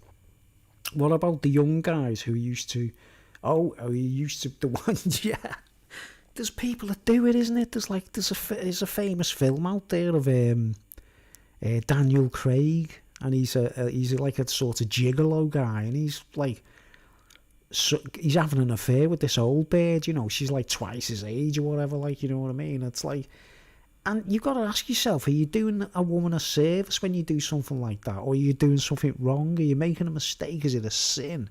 Or are you trying to, you know, like, help an old lady across the road kind of thing? You know, it's like I say, in that world, there's so many things that we don't really fully understand, and why would we? We're not part of it, so, you know. But that's one of my little suspicions, like, because in the movie, you know, because Tom Cruise is digging around and searching and that, he goes back to the mansion, doesn't he, to find out what's going on, like. Right, and the guy, you look at the guy who meets him at the gate and he hands him a note and he says, the note says, like, stop your investigations or we'll get serious kind of thing, you know what I mean? And they're basically warning them, isn't he? He's saying, look, mate, you don't know what you're dealing with. We can do anything, you get me? Which is, he's giving the game away there. They've got absolute power they've got complete power over the community, haven't they, you know? The women get together to find guys who will do it. I mean... But the guinea pigs, no one thinks of the guinea pigs. You know what I mean? Obviously, they want... Have you ever seen... Here's an example, right? Here's an example. Have you seen the series Boardwalk Empire?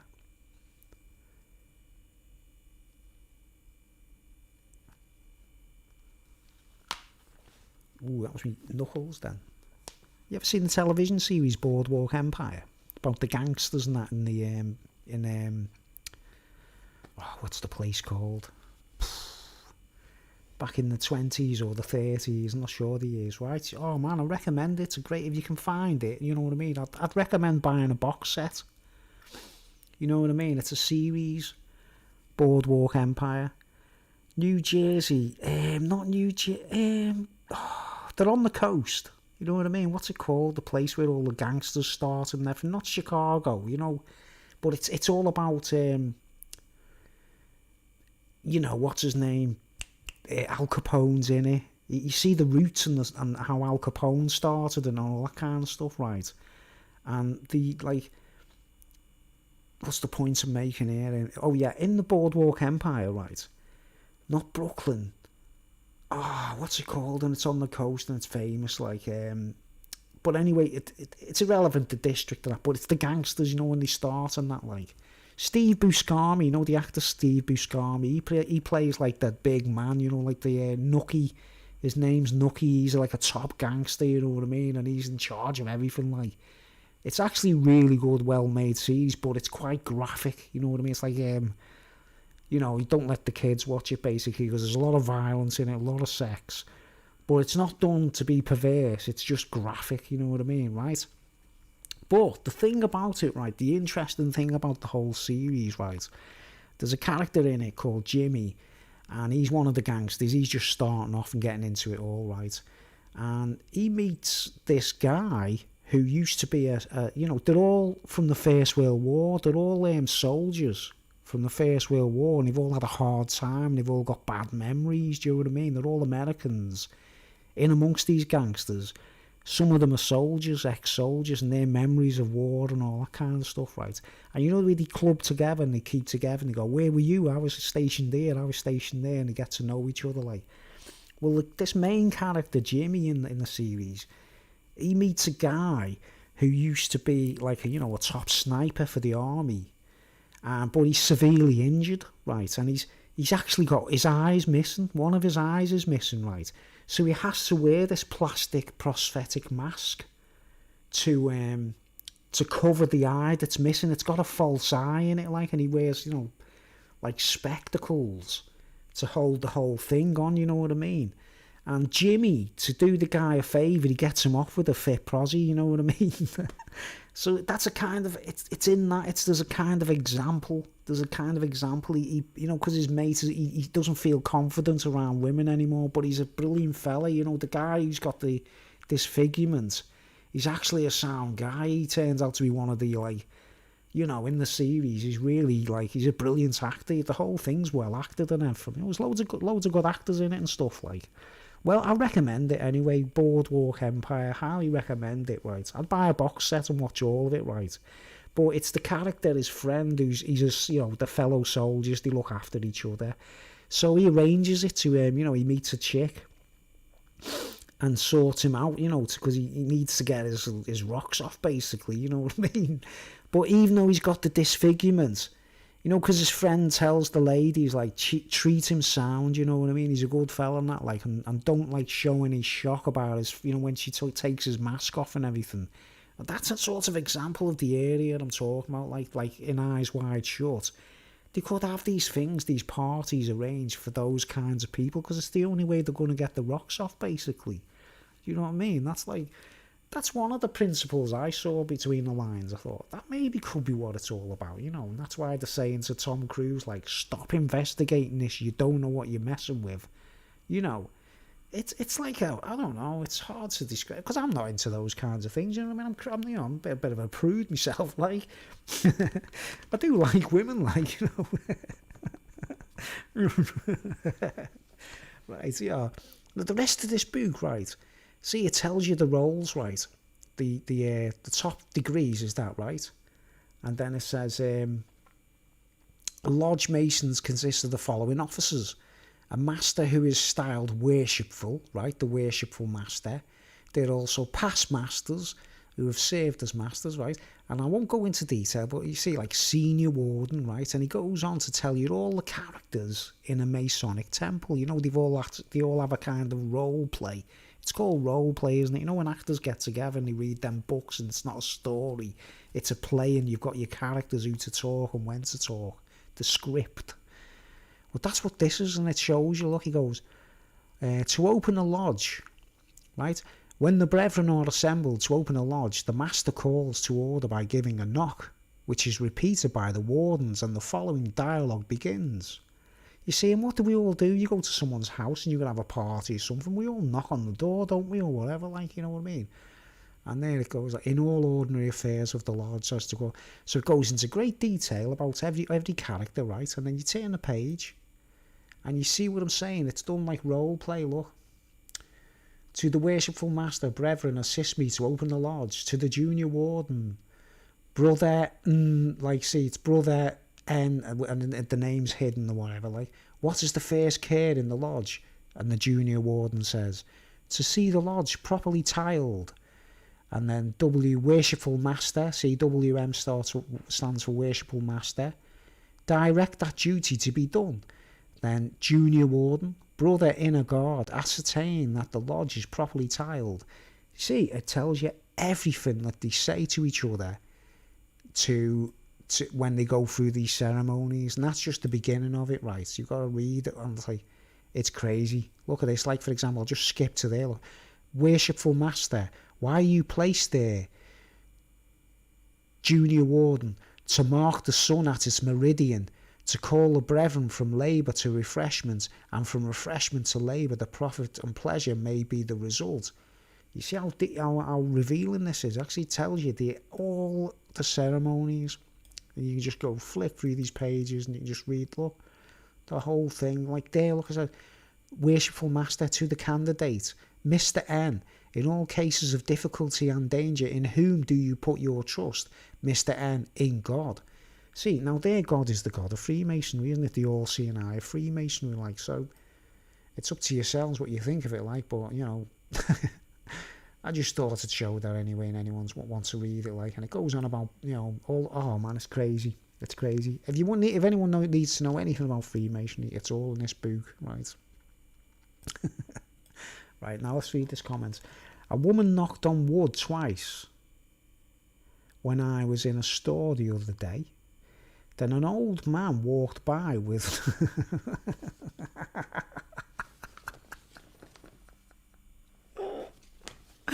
with porn blaring on his phone.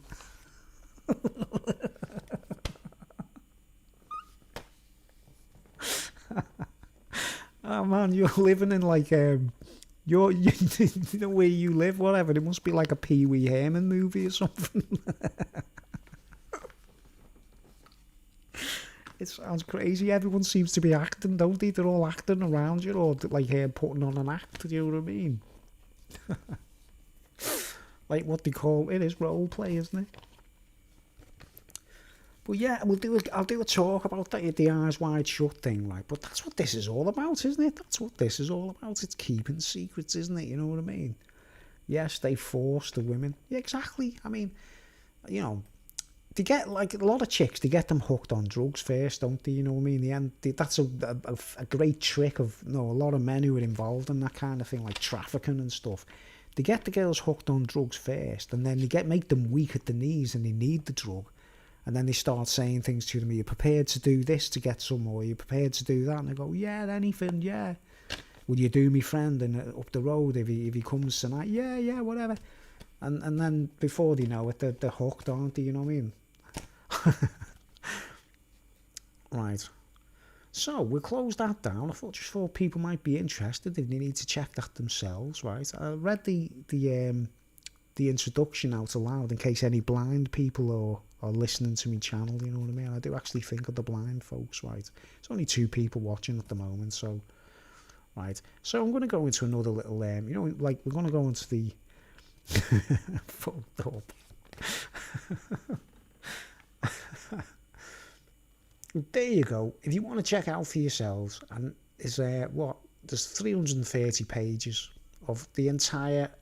it hasn't changed. Even in today's Freemasonic lodges, all these ceremonies are still done exactly the same. They're exactly the same.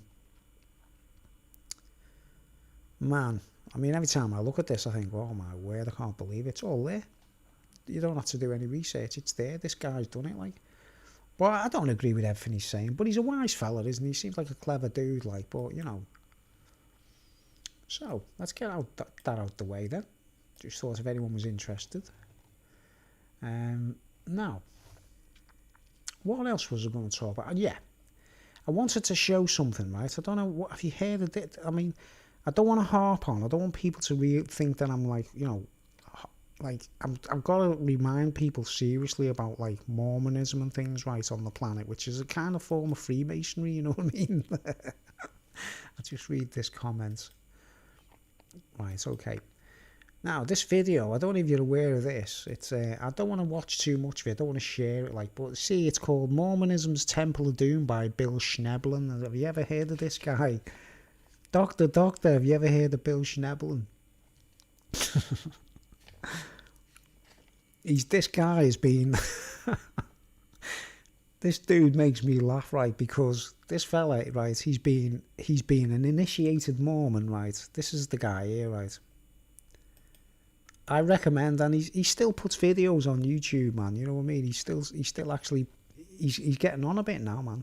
You sub to him, yeah. I watch him, yeah. Sub to him, man. Bill Schneblin, yeah, right. He's sound, isn't he, right?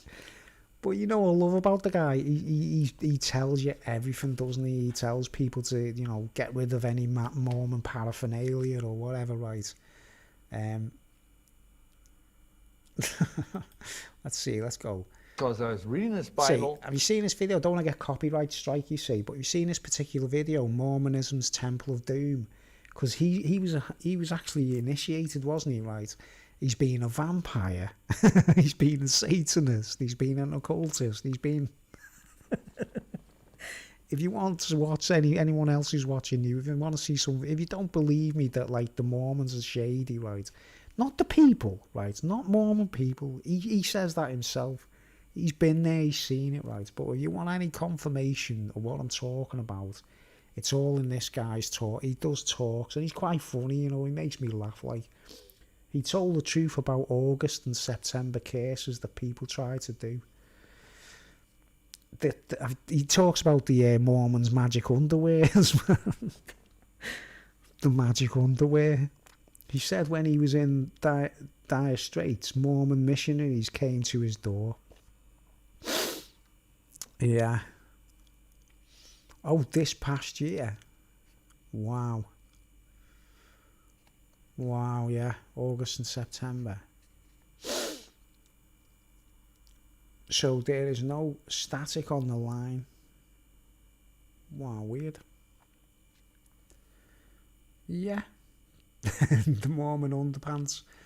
But I recommend watching this guy's videos, and what I love about it, he doesn't beat around the bush, he doesn't hide nothing, he's not afraid to speak about everything, is he? Because like, he's been there, he's done it, man. The neighbours were acting up, but Schneblin was right and called it. No static on the line with the Mormon underwear. The magic undies. Oh, they're so off the head, man. But I recommend anyone, if I watch a bit of this, I might get copyrighted, you see. But yeah, let's just see how interesting. That they give you, you know, to explain about the church. We'd ask them these questions. Oh, do you believe like in a heavenly mother? Oh, yeah, we do. And they were kind of surprised that we even knew about it. See, there's kind of a little rumble going on. I might be ready to get a strike, isn't it? You know what I mean?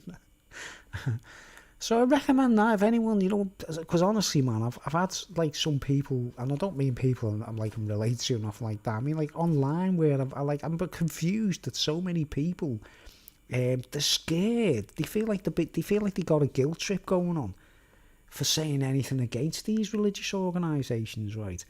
My argument about them is that the Book of Mormon, the actual book, is a complete pile of crap. You know what I mean? It's like it's bad. It shouldn't even be out there, you know what I mean? But it's still there, isn't it? You know what I'm saying? The guy who wrote it, that Joseph Smith fella, he was a con man. You know what I mean? He was a con man. 616.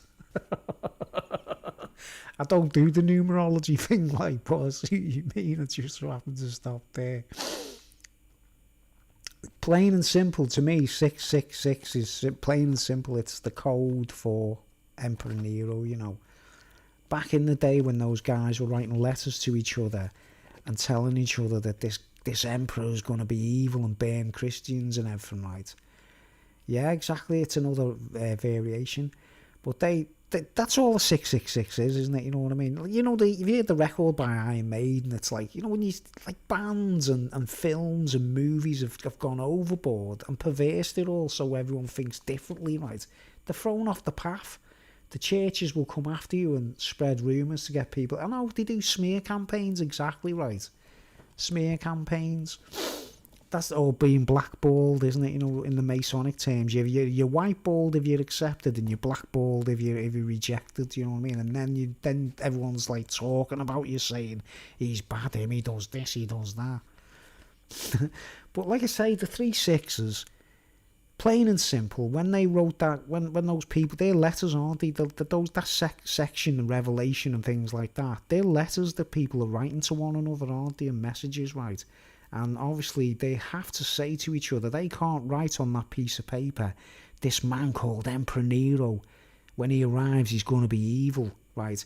If they wrote letters to one another and they put the words Emperor Nero on the page, right? If Roman soldiers arrested them and got hold of them papers and they saw the name Emperor Nero printed or written down, they could immediately charge them for being traitors to the emperor, right? So when they invented the 666 code, it's to make sure that when anyone grabbed those letters, if they were ever seized or whatever, they wouldn't know what it was. Because, you know, even to this day, some people still don't understand that, do they? You know what I mean? So it's simply a way of saying, this man's going to be evil and kill all the Christians if we don't, like, you know, we've got to be prepared for it, right? And it's true, Emperor Nero was completely evil, wasn't he? He was really sadistic and cruel. He wasn't just a Roman commander going to war and things. He was excessively evil to people. And especially if he thought they were Christians, he was really bad, wasn't he, right? So they had to say it to each other. They couldn't say Emperor Nero on paper. They had to say, and they invented the code, right? And it just so happens, even to this day, this is the power of the Bible, isn't it, right? Even to this day, that 666 code, if people look into it, will lead them to the Pope. It will always end up at the Pope, whoever the Pope is. You know what I mean? It's Pope Francis at the moment, right? But that position, whoever that is, and which is the Pontiff, right? Which is the Pontiff, which is the leader of Rome, which is still the same character. But it all comes from Nero, doesn't it? Emperor Nero, he was evil, man. He was completely evil. Okay, now we're going to go on to let's see what we've got next. I've got things written down to talk about, right? What time is it? How long have I been on, by the way? I don't even know. Let's see. Yeah, but I recommend to anyone, if anyone's got any doubts or they don't understand what I'm talking about, right, check this guy. And he's more like a rabbi now, isn't he? This guy's more like Hebrew, isn't he? He's not like, I'd say he's Hebrew. You know, when anyone says shalom and that kind of stuff, he's become a rabbi, basically, hasn't he, this fella? He's actually become a rabbi. And I think he's good and he's ordained and he speaks the truth, let's put it that way. He always makes me laugh as well. I like his wit, you know what I mean? He's funny as well. That's what I like about him. He actually makes me laugh, like. Let's be honest. Let's get on the screen again now, So let's get the ugly man up, like. The ugly Bruce. Yeah, he's a Jew now. Yeah, he's a rabbi, isn't he? He lives in the oldest city of Iowa. Yeah. Oh, man. He was like, to me, he was I needed someone that had been in there and knew everything and were prepared to talk about it. And he's the only one that does it, isn't he? He really does, like... He's good, man. He's a good fella. And he's been like he's probably been as naughty. He's probably been naughtier than... Man, you give a character in history, like, he's probably been badder than most of us. But, you know, we think we've been naughty and sinners and all that, like, and ask Bill Schneblin, mate, how bad he's been. Yeah, and he's like, he's lifted up because he's just spoke the truth about what made him naughty and everything, hasn't he? He's actually spoke about it, right? But anyway, let's go on through another little subject, right? I sort of, on the point of what you've spoke to me about on, yeah, there was a guy in my church who looked like him. I almost wonder if the church guy was meant to look like him. He makes me laugh, I'll tell you. I mean, what was the thing? It was one of the first thing I seen about him that made me, like, the reason I watched him in the first. I think it was the vampire thing, you know, because he said he used to be a vampire, didn't he? He used to drink blood. He's the guy to ask about everything, mate, you know, because people are getting into it now, aren't they? The young kids are watching the Twilight sagas and stuff, and they think it's right to drink blood. Do you know what I mean? Wow, been on a 1 hour and 49. But anyway, here's a little story, story. You know, when you told me about, you know, we both shared the opinions about when you targeted individuals or whatever, and someone's trying to make you seem like you're doing something bad when you're not doing anything wrong, right? I'm going to give you an example of where I actually seen it happen in front of me. You know, a female trying to make a man look like he was doing something wrong. Right, and he wasn't doing anything wrong at all, right? But this was the crazy thing. She was so stupid, this girl. She did it in front of a load of witnesses who, you know, we were all sitting in a classroom basically on a course, right? So here's the lowdown. I get called on this course. This was only a couple of years ago, by the way. This is quite recently, like. And we had to go to this place in town where we all go on this course and we all do this little course and we were all going to get jobs later. And I did actually get work out of that course, like, eventually, you know what I mean? I ended up working in a peanut factory. We're, like, high up in the society, like, I got a great job in a peanut factory. Working for peanuts. But we were all in this classroom, right? And you know when they get you all in them rooms, like, you know, to start the course and get us all to get back to work, basically. But it was a mixture of ages, right? And there was me, I was there was people older than me, there was people younger than me, and there was the younger people, like the young girls of, like, you know, they've just left school, they're only 17, 18, right? And in amongst the crowd was this fella, right? I'll just call him Stevie, right? His name was Stevie. And he was like a big fella, right? You know, like a big... He sort of... You'd think he was a bit dumb or daft or slow, right? But he wasn't really, you know what I mean? He was a bit unsightly. When I say unsightly, I don't mean ugly or anything. He wasn't a handsome dude, let's put it that way, right? And young girls, you know, teenage girls, will probably think of him like, oh, you know, oh... Because, I mean, I don't see myself as being unsightly, but... I've had birds, you know, girls in nightclubs going, eee, you know what I mean? I think it's funny, like, you know what I mean? I think cheeky little bastards. What do you think they are, man? Right, but this is an example, like, right. All the people in the classroom, we all had to give our names. And, you know, when it's like Alcoholics Anonymous or something, you know, the way everyone has to sit in a circle and tell them everything about yourselves, you know what I mean? So all of us take time and talk about these things, right? Now, the fella who I'm talking about who was unsightly, he happened to look Jewish as well, you know what I mean? You know when you see, like, propaganda and they do caricatures of Jewish characters and it's really cruel and, you know, it's evil stuff, you know what I mean? But he had that look about him, you see, which would make people who have got that anti-Semitism kind of attitude might have a go at him or attack him, if you know what I mean, either verbally or with a bad, you know, with a horrible attitude or something, right? This guy sounds like he's autistic. Yeah, he probably was. Right? So he kind of looked like, you know, like the big, simple guy, like, but he wasn't that daft at all. When he spoke slow and he'd be like, sort of like, no. He had a kind of, you know, but you could understand him and everything, right?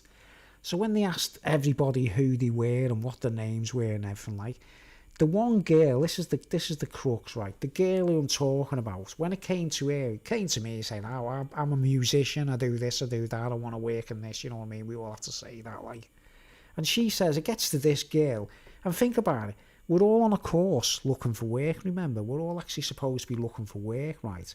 And this girl's sitting amongst us, and she was an attractive girl, you know what I'm saying? She was quite a fitty when she dolled herself up, right? So usually she'd come into the course looking kind of plain Jane. When she looked like, you know, put a bit of makeup on, whatever, she was quite a, you know, fitty, like that's what we say in England, fitties. She was fit. Like, but not my type, like, but she was okay, you know what I mean? Wasn't, you know, ogling over or nothing like that. No one was really, like, this is the point, right? But anyway, when it came to her saying who she is and what she wants to do, she says, I'm blah, blah, blah, 17 or 18 years old, And I've been to, she had applied to join the British Army, right? And she was waiting for the results. Do you understand? She'd already gone through the British Army system of like having the trials, and you know when they go on the assault course or whatever, and why do you want to join the army and blah blah blah. So it seems to me like she was already being indoctrinated by the army, even though she's appearing to be looking for a job, right? And she says, and he says, so are you going to join the army if they get back to you? And she went, yeah, I don't have to get a job. I'm going to join the army if they get back to me and they've accepted me. You know what I mean, right? So you can see straight away she's showing the signs of being indoctrinated by the forces, right? Right. And this guy sitting, we're all sitting on this table, and we all have to sit like in a, like a kind of around the table where we're all positioned, and some of us were sitting opposite each other, you get me, right? Now the girl had to sit opposite the lad, Stevie, right? I'll call him Stevie. She had to sit right opposite this Stevie fella, and he was older than me. I think he was older than me, so he might have been, say, 50 something at the time or whatever. And like I say, he wasn't the most handsome man in the world, right? But he wasn't doing anything perverse or anything like that. When he spoke and all that, he was actually a sound fella, you know what I mean?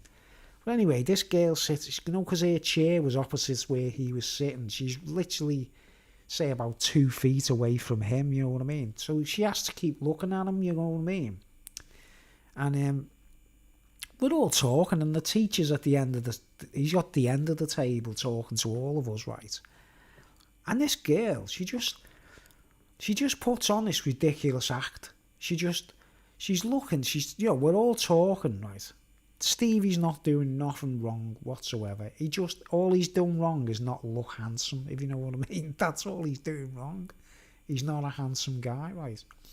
And then she just jumps out of a chair.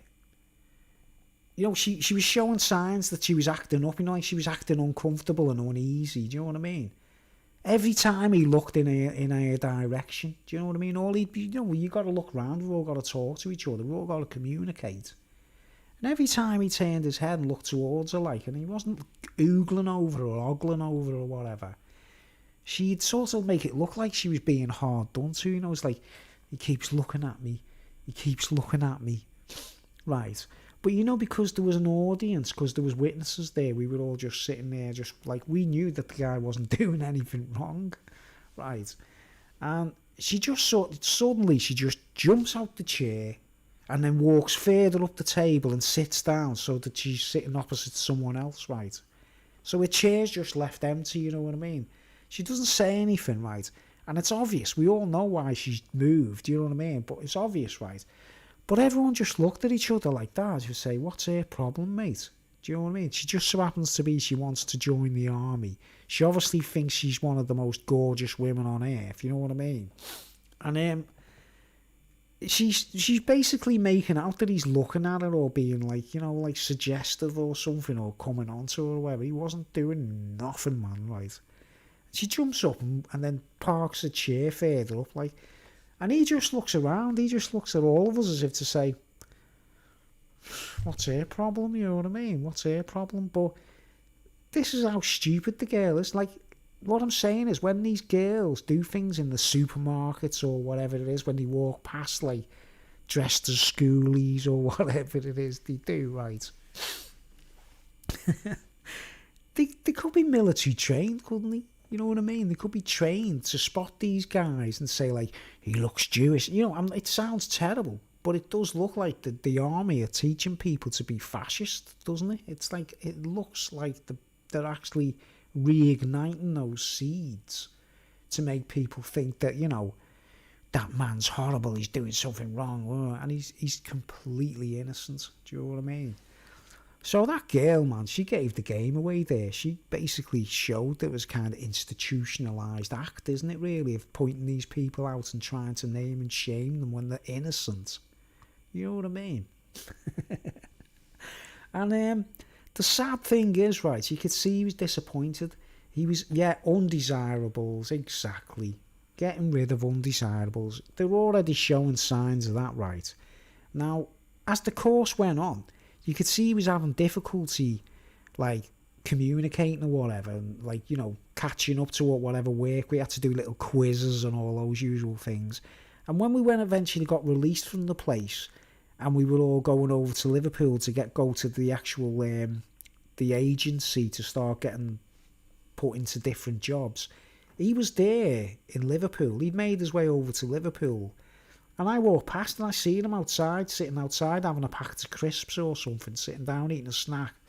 And I went, "All right, mate, you all right?" And he was like, "Yeah, all right, man." You know, he was a sound lad. And I went inside the building, and there was the other people were there from there, you know what I mean? And we all got a job there. We all got given, like, you know, we had to fill in more forms and, you know, do all kinds of, you know, stuff that's a bit stressful. But he didn't even come into the building, you know what I mean? He actually came over to Liverpool, but he didn't actually come into the building because he was probably thinking in his head, I don't want to go in there and, you know, some other woman starts saying I'm some kind of pervert or something, you know what I mean? You know what I'm saying? Like, but I've noticed, right, military organisations are always behind those false accusations, aren't they? You know what I mean? They've got like it's so easy, isn't it, to try and stitch someone up and make them look like they're doing something bad.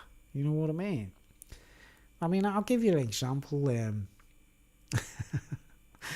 I've worked with someone who mistook something I was saying because basically I was kind of targeted by a younger bird, right? And I didn't know that until afterwards, you get me? Because, you know, in a nightclub, everyone's supposed to be 18 and over. You know, you got these guys who are being, like, using smartphones. You understand? People like that fella would probably be using a smartphone, and he'd probably be getting those girls sending messages to him, you know, which saying, "Hi, I'm Candy, I'd like to meet you." And it's actually like a what they call them, paedophile hunters, you know what I mean? They're pretending to be people in the first place, aren't they?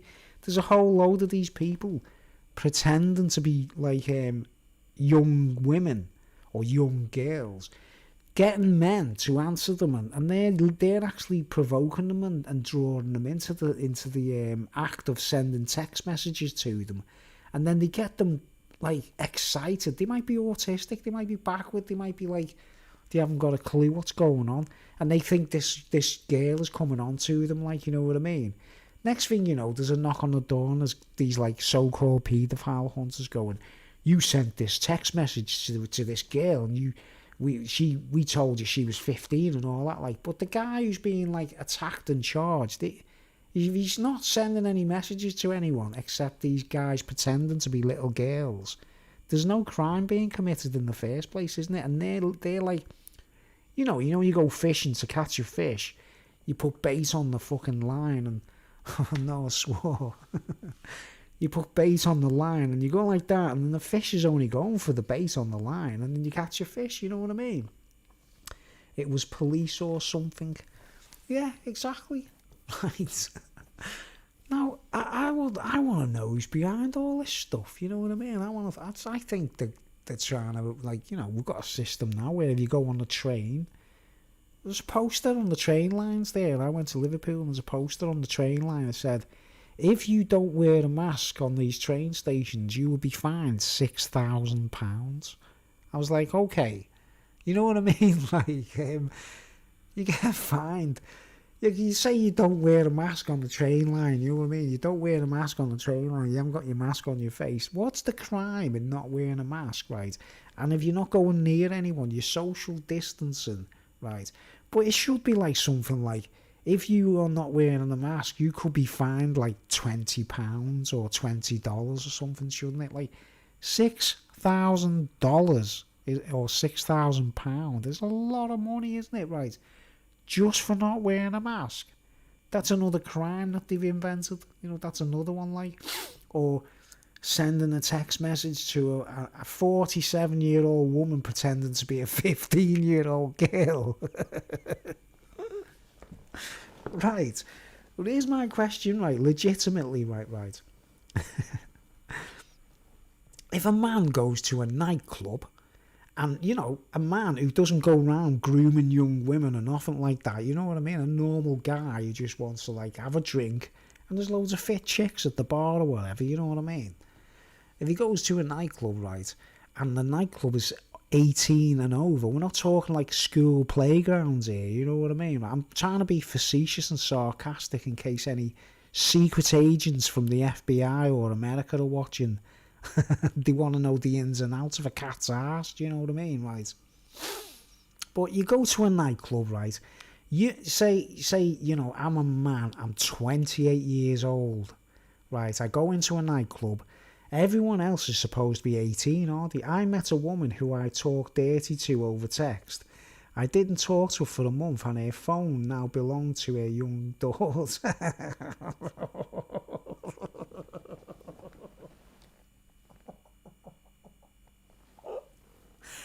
It's crazy, isn't it? These phones are like starting to turn them into like Venus flytraps or something, man.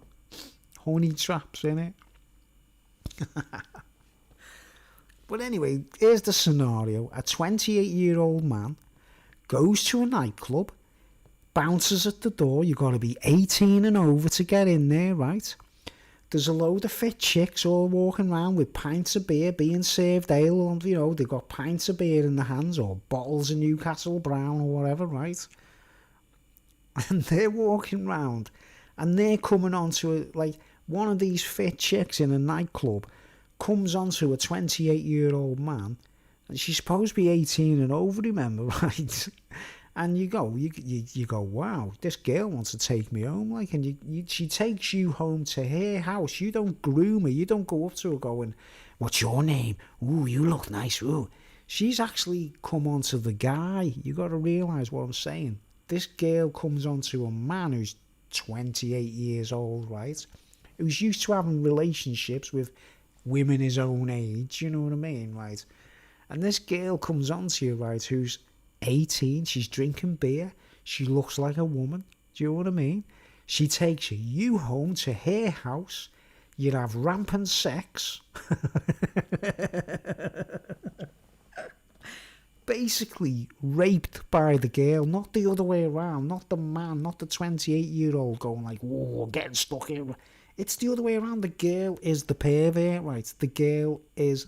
Let's get one thing straight, guys, or any spying agent women out there. Women can be perverts. Do you understand that there are female... They call them nymphomaniacs. They're perverts. They want sex, right? But anyway, this girl takes a 28-year-old man home. She's still a woman. She's her ex-boyfriend is in the same nightclub.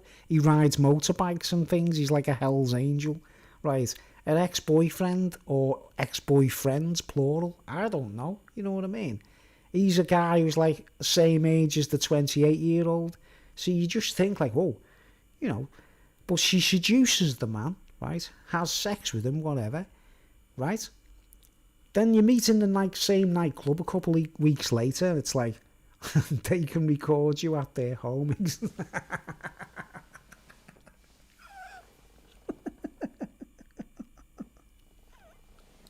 Oh, man. That's exactly hidden cameras and everything, right? Right. So you meet the following week. You go up to them in the nightclub and they're going, all right, how's it going? Yeah, well, so it was all right last week, wasn't it? Yeah, and you go home with them again and you bang them or whatever. Well, they bang you, right? We're not talking about like a man going round like going, I'm going to try and get some sex tonight. We're talking about just naturally picking up chicks, right? Or a chick in a nightclub. She's actually picking you up, you know what I mean? Basically, right? And she bangs you, and again, right, and like, you have a short relationship for like, say, a month or something, I don't know, 2 weeks, 3 weeks or something, right? And eventually, you think, you decide, you go to the nightclub, and you agree, you go, I don't think this relationship is for us, is it? We shouldn't really, like, it's not like, you know, and she, by the way, she's still talking to her ex-boyfriend in the club who owns a motorcycle and all that stuff. We're talking about, like, Hell's Angels type characters here, guys. We're not talking about like innocent little 15-year-old girl who's just walked out of a playground. We're talking about like they've had sex. They're not virgins. Does this make any sense to an FBI agent or what? Like, or Vice Squad or something. We're talking about voluptuous chicks who have had sex before with other people before, they seduced the 28-year-old man, right? And then, when you decide that the relationship is over, and trust me, no discussion of age has even been mentioned, right? You just naturally assume everyone in a nightclub where there's bouncers and everything, you naturally assume everyone's going to be over age, don't you, right? And anyway, you split up with the girl because you go, it's not really for us, this relationship, is it? You know what I mean? And she says, yeah, all right, we'll agree to part, like, you know what I mean? No arguments, nothing, just like a friendly parting, if you know what I mean, right? And then the guy meets someone else, right? The 28-year-old guy meets someone else, and he starts a relationship, and she's like, what? She was 6 years younger than him. So we're talking 28 with a 22-year-old or 21-year-old sort of thing, right? And the other girl starts carrying on her affair with her ex-boyfriend, if you know what I mean, who's got a motorcycle. He's like a Hell's Angel. Do you realise what I'm trying to say? That the guy with the motorcycle could be setting it all up as well, couldn't he? Like, or it could be just totally innocent and no one's up to anything. But in the mind of these so-called paedophile hunters, do you understand what these guys are doing? Do you think that they're like Inspector Clouseaus or something? They actually really think they're like some kind of like superhero cops, man. Right. Okay, you've split up with the girl now, right? You've stopped having sex with her, right? And then you go for a drink a couple of weeks later and she's there and she goes, and you go, how's things? How's it going? She goes, oh, it's my birthday today. And you go, oh, wow, great, happy birthday, And then you go, how old are you, by the way? For the very first time. And she goes, I'm 16. Now, here's my question. Does that mean the 28-year-old is a dirty old man or a paedophile? It's a good question, right? If the FBI are watching, or females in America with a judgmental attitude or a strange way of thinking about all of this, irritating, because, listen, guys, people want to learn to mind their own businesses and stop trying to be coppers, don't they? They just want to stop trying to be superhero police people, you know what I mean? But let's just suppose, right, a man had been through that. The question is, does that 28-year-old man who thinks the girl is over 18, has he committed a crime, or has the girl? Is there such a thing as a 15-year-old girl being brought to justice for raping a 28-year-old man? You know what I mean? I mean, have you ever seen, I don't know in America, in America, what you guys are used to, right? Have you ever heard of St. Trinians? In the States, there's this. Do you ever see the films in the 1950s and the 60s? This would be normal. Exactly. This would be normal, wouldn't it? Right? Let's just suppose, and like, say Elvis Presley came to town and done a concert in your town, right? The girls who are like 12 would be trying to rape him. Do you understand what like pop stars and rock stars have to go through? Now, I'm not saying this 28-year-old man was a rock star or a pop star, but he might have been a bit like, the girls were onto him because he played the guitar. And, he's quite a handsome fella, and he's, hung like a donkey, like, but... But is he doing anything wrong if there's no grooming or, I want all the agents and all the paedophile hunters to get their thinking caps on and start, like, thinking, like, get your fucking heads out of people's businesses and stop accusing innocent people of being criminals, man. Autistic people with smartphones who think they're talking to a 15-year-old and it's a 48-year-old or it's fucking 25-year-old, whatever, secret agent paedophile hunter.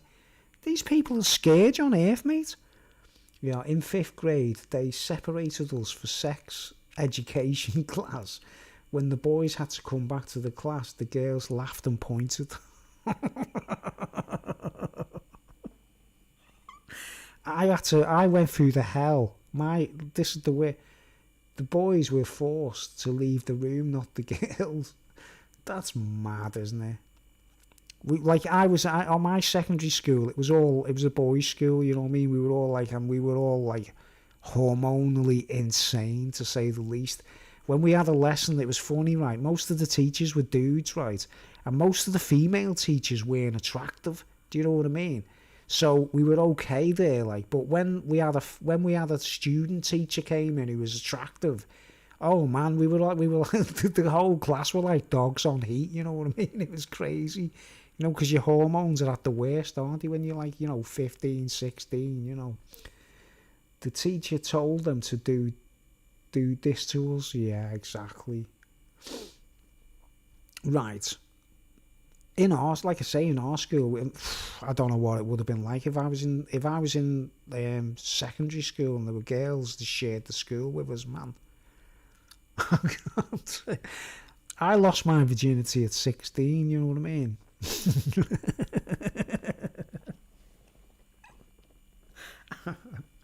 But I knew kids when I was a kid. I knew lads when I was like 12, and they were coming up to me going, I shagged the bed last night. They were like 18, 19 or something, you know what I mean? But they were only 12, right? So does that make the girl a paedophile? You know, one of my friends told me he had sex with a woman who was older than him. And he was only about, I think he was 12 or 13, right? He told me he had sex. And I was thinking, does that mean we should send the paedophile hunters after that girl who was 18 that had sex with him, like? You know, people, we need good judges in this world. That's what we need. We need proper judges, don't we? Because if these people are going to be trying to take people to court or take the law into their own hands, at least we will be able to count on judges to go, get this case out of my court before I punch your heads in, you paedophile hunters. Or before, we become paedophile hunters. That'll be the next thing, won't it? Like, but they really are getting their heads up the bums. Them phones are causing all kinds of crap, aren't they, man? So that's a little point, right? Now here's another one, right? I wanted to cover a few subjects, at least do a couple of hours, 3 hours or something, right? What are we up to here time? Like, it's just gone midnight. So I'm going to leave you with this, right? A dream I had, right, guys? Oh, by the way, Doctor. Have you seen the St. Trinians? Do you know what the St. Trinians are? Have you ever heard of the St. Trinians? In America, do you ever...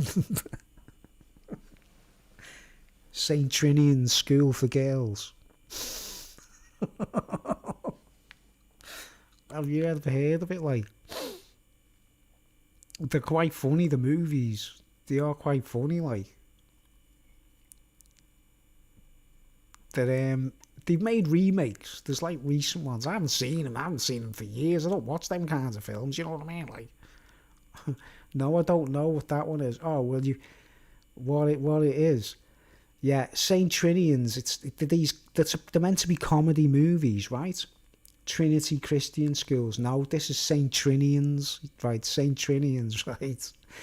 It's like these films from like I'm not sure, the 60s, right? And they're like, it's a school, and it's a school for girls, right? And they're meant to be schoolgirls, and they're like, to call them like naughty is an understatement. You know what I mean? They're like insanely naughty, right? And I suppose the people who made them films, they're being suggestive and creating the mystique of, like, the fantasy of these wild schoolgirls all trying to like wreak havoc upon the local town, you know what I mean? But like, the only way I can describe those kinds of girls that go to nightclubs and drink, they're underage, they're in clubs drinking, they're getting pissed. They're being served at the bar. The people, the bar staff who are serving them the drinks, aren't they breaking the law, serving underage people drink? Do you understand how the whole thing's bullshit? These St. Trinian girls, like the St. Trinians, they're like, if they want to do someone, then no one can stand in the way, basically. You know what I mean? They're proper naughty, man. You know what I mean? It's not my cup of tea. It's not my scene, you know what I mean? But people want to realise what we've grown up with in this country. Yes, like the college party fantasy, that people try to live. Yeah, like the American lampoons, you know, national lampoons and things like that, where everyone's like sex mad. Yeah. Well, the Saint Trinians aren't necessarily, because they're films, they're not really adult films, you know what I mean? They're not necessarily sex mad, but they're all dressed up to look like sexualised, do you know what I mean? The skirts are high, the uniforms don't look right, they act sexy, what's the word? Not influential, beguiling or whatever, you know. The whole point of it is like that these naughty schoolgirls basically call the Saint Trinians, and you probably laugh your head off if you see one of the films. They're quite funny, but by today's standards, with all this mad stuff going on, like, they'd all be arrested, you know what I mean? The Saint Trinians would all be put in jail, like. They're proper bad, like, but you've got to see it to believe it, to be honest. You know what I mean? And all the suggestive vibes are in that film, like, you know what I think. And that's how those chicks in them nightclubs, right? I don't go around looking for that kind of thing. I've never tried to groom a younger bird, you know what I mean? And let's put it this way, right? If I was 28 years old and I felt like someone was, like, coming on to me, and remember, you'd think they were 18, you haven't got a clue. I'd feel quite flattered. I'd actually be proud of myself and feel like, wow, I appreciate that, like, you know what I mean? You should have told me, like, you know, but, right, but there's the question, was the biker guy, like, trying to control something, like, and sort of go, right, we got proof, right? But he couldn't have, because he's having a relationship himself. Cardi B, the rapper, drugged guys and robbed them when she was a stripper. America celebrates it now. Bloody hell. Oh man, that's like a bad one, isn't it? That's one of the reasons I don't do them kinds of things. Like the worst one is the one, you know, the guys who are into bondage, and the chicks will tie them to the headboard, won't they? You know, with a pair of handcuffs or something, and then take everything that they've got and disappear, man. You know, look at this for the character. I do this, you know, my Bushido Bananas characters. I want to show something for like a premiere. One of my characters, it might be showing up in me cartoons for Bushido Bananas. I might be getting on with it soon. You know what I mean? Making the film and that, like. And you know, in we've got Doctor Who. You know, in our English television, we've got this ridiculous character called Doctor Who. If a man did it 20 years ago in jail, if a man did it 20 years in jail, well, exactly. Man, I mean, I'm not sexist, not, and I think equal rights kind of thing, you know. But some of these women, they're actually trained to be sinister, aren't they? You know what I mean? They're actually told to do it, aren't they? But yeah, look at this for a character. I come up with this.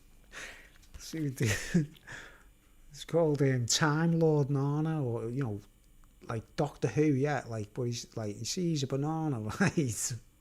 Right. You see, he's a banana and he's old and wrinkly, right? Because you see the plugs stuck into him. You know, have you ever seen those clocks?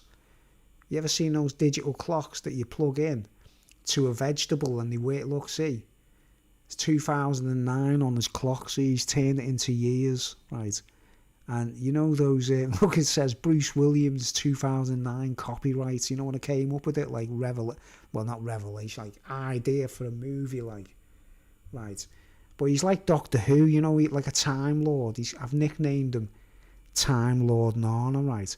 And he's gone past his age. You see, he's well past his sell-by date because some kid attached one of these clocks to him. You know, those organic clocks that work if you plug them into a lemon or an orange or an apple or something, or a banana. It will power the clock. It'll actually, you know, potato clock. Yeah, right, LCD clock. Right, the banana would actually power the clock, yeah, right. And then what's happened is, you know, the kid who owned it has put it in a cupboard or something, and he's forgot all about it, you know what I mean? Or he's left, or they moved home or something, and he forgot to take the clock, right? So this banana is actually, because he's reversed the electricity, and he's using the actual electricity to keep himself alive. So, say the kid plugged the clock into him in about 1983 or something, yeah, and he's managed to live to 2009, because he's got this thing attached to him, like, and he's he's Time Lord now. Look, he's like Doctor Who, like, you know what I mean, right? So to him, 1983 to 2009 is like 1,000 years or something. You know what I mean? To a banana, it'd be like an immense achievement, wouldn't it? Because a banana goes off after a week, doesn't it, right? But he's saying, like, you see the quote there, he's saying, I can go back in time before the days when organic was all there was. And he's one of my characters, man. I've got to, like, Time Lord Nana or Dr. Banana. He's a time, he can control time, but it's only 1983 to 2009. And I drew this in college. I had the revelation. Look, I was like, this is my book. This is a notebook from college. It's got all my work in college. I was on a course to get a diploma in computers, right? And I came up with it, like, you see, there's my work and my notes and everything, like. And when I did this in the class, I did this in the classroom, like, I was actually in a college classroom, right? And when I actually drew this, man, when you're in school and you're trying not to laugh with your mates and all that kind of stuff, and the teacher might go mad with you, like, I was actually struggling not to laugh, you know what I mean, when I drew it, like, I was like, oh man, if I burst out laughing in this classroom, mate, everyone's going to think I'm a madman, you know what I mean, because they didn't know what I was laughing at, you know what I mean. And I just drew that, that's all it was. I came up with that, I was like, wow, organic clock, man. And it's kept the banana alive, and he's turned it into a time machine, you know what I mean? He's got a pipe, look, he's smoking a pipe, he's like, oh, when I was a young banana. But I've got to do that, haven't I? It's got to be in a film, that, like. You see, it's got copyright 2009. So I came up with that, like, I thought, man, I was in a classroom in college, like, I was, like, really struggling, trying not to laugh, you know what I mean? Thinking, oh, my word, I'm going to make myself laugh, and everyone will think I'm nuts, you know? All right, before we get off, 2009, before we get off, yeah, it's 12 o'clock, isn't it, right? So I'll start whispering. This is my problem in here. Like, obviously, I like doing speeches late, don't I? It's always at the right time. Like, and I feel like everyone can hear me. Like, you can. I've got no carpet, no wallpaper. This room is like a bloody cathedral, to be honest. Like, but yeah, here's a little thing I'm going to talk about a dream. Right, when a couple of weeks back, quite a while back, I was talking about the meanings of dreams. Right, the meanings of dreams. Right. Now, have you ever had a dream where you're actually, in the dream, you get knocked unconscious or someone does you in, yeah, and then in the actual dream you come round and wake up, you actually wake up as though you've been knocked out, and then you see something horrible, and then you actually wake up in your bed and you go, oh my word, I was just dreaming that I was knocked out, and then I came round, and then I actually woke up in my bed, right? And this dream, right, it was very distinctive, right? It was like a few years ago. It actually might have been 2009, I don't know.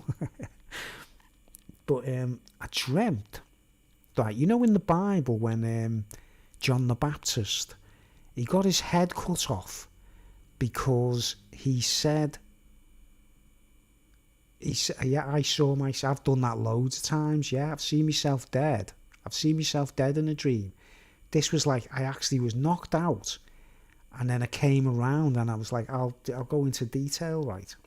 But in the Bible, when John the Baptist gets his head chopped off, the only reason that they do it is because what makes Herod want to chop John the Baptist's head off is he says something, words to the effect, he says, it's wrong that you and your brother should be sharing the same woman, right?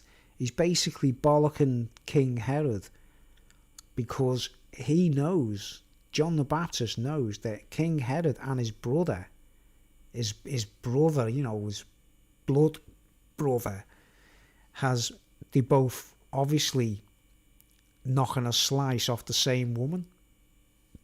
Right. And it seems that that's what makes Herod a little bit terrified of John the Baptist, right? And then what knocks him over the edge is that Salome does a striptease, doesn't she?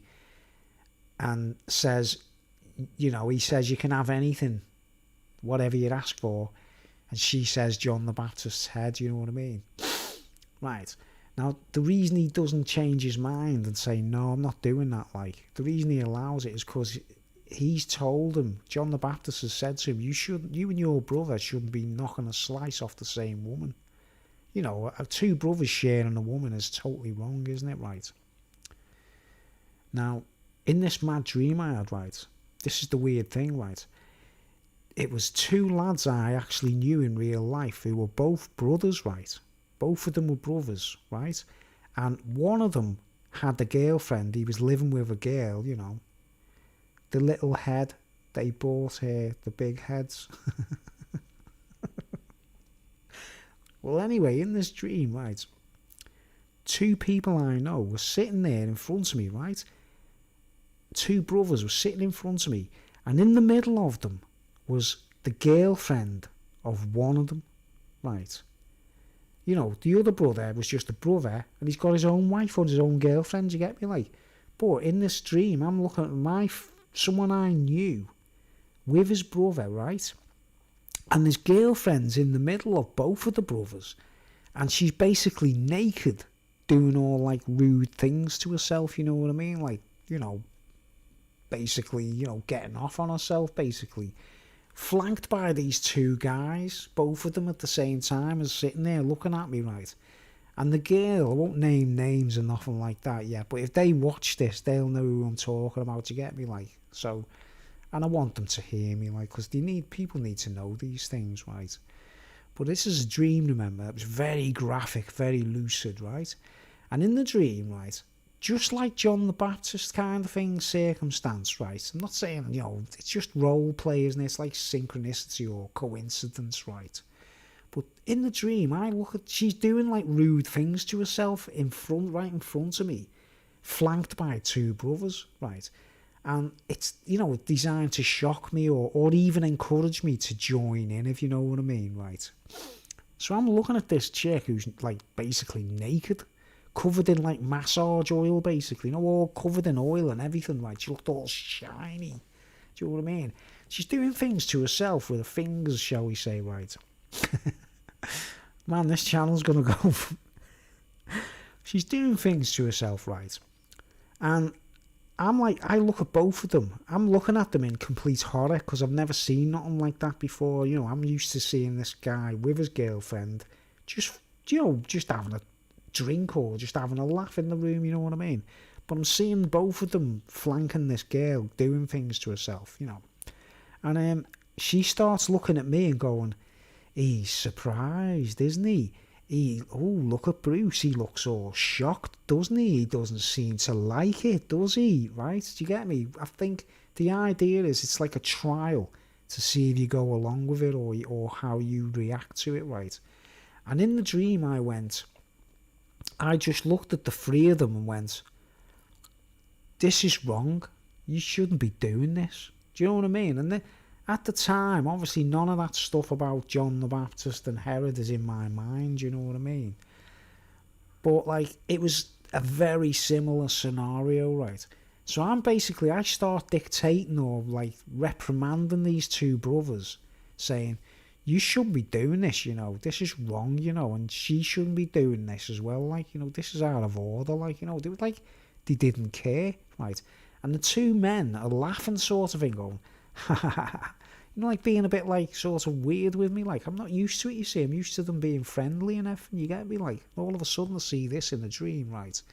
And she's doing stuff and she's going, he doesn't like it, does he? He doesn't like it, right? And I say, you shouldn't be doing this, you know. And as soon as I start talking against them, right, lights out, man, lights out. You know, I just went completely blacked out in the dream, which is weird. I don't normally do that, right? Right, and then I blacked out in the dream. I was completely like sort of like in a dream state, like actually in darkness kind of thing. Yeah, right. Your dream is real. A lot of couples have this, whilst other people in their group have no idea. Psychic links too, but if you aren't invited, yeah, you see, you know exactly what I'm talking about, don't you, right? This is the creepy bit, right, man? I black out, right, and it's as though maybe there was another person in the room and they killed me. You know what I mean? Or they knocked me out, or they just, bang, because I disagree. Because I say, I'm not joining in. And this is wrong. You shouldn't be doing that. You know what I mean?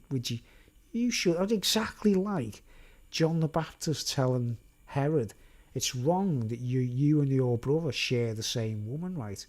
Yes, they were connected to you, right? Right? So I blacked out.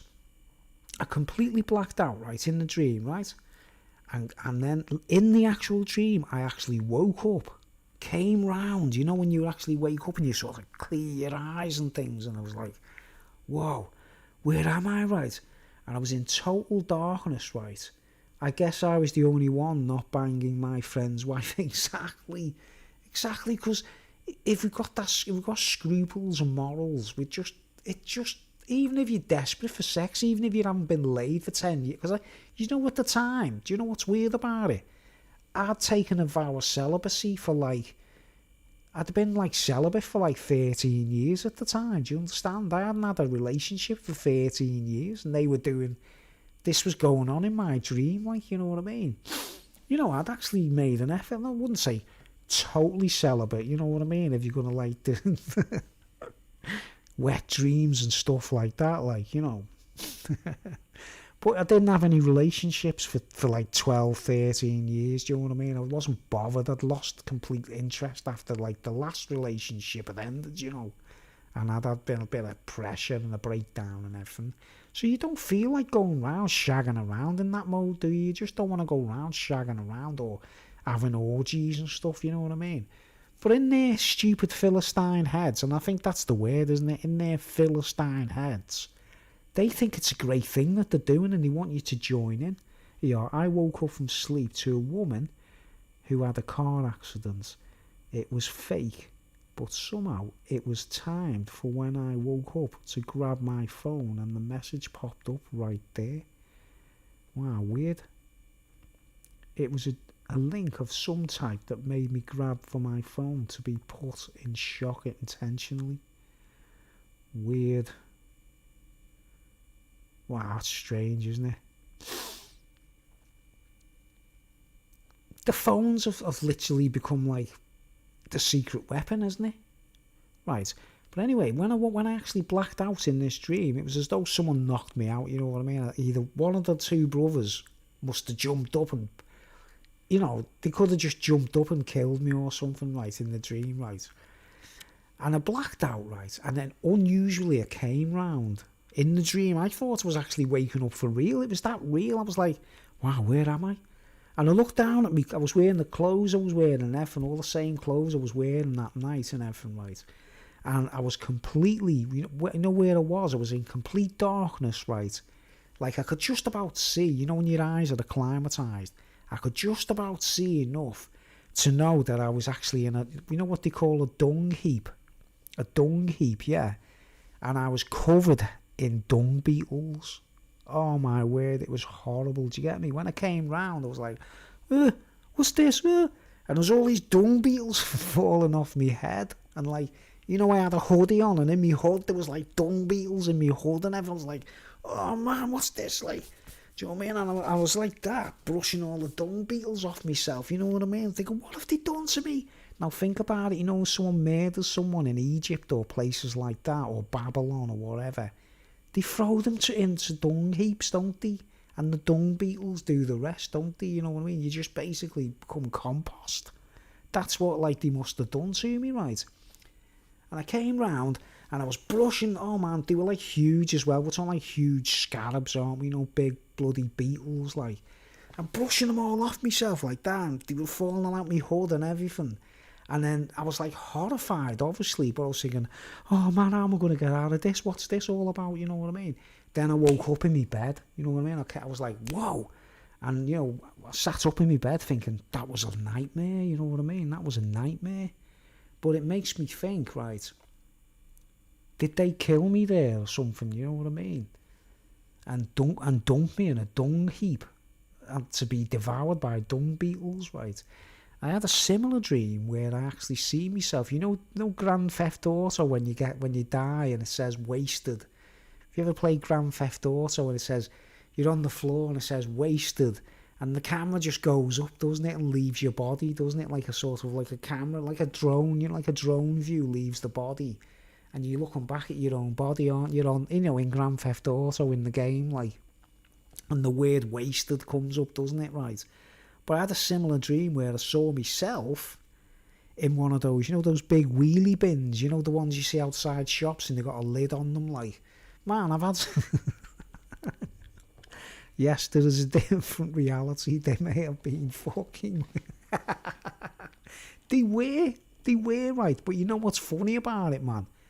I never told them anything about the dream or nothing. I carried on. They were still in my life when I woke up and everything, and I was meeting them. But after that moment, you know what I mean? I was thinking, I'm not trusting these again, like after that dream, mate. That was like...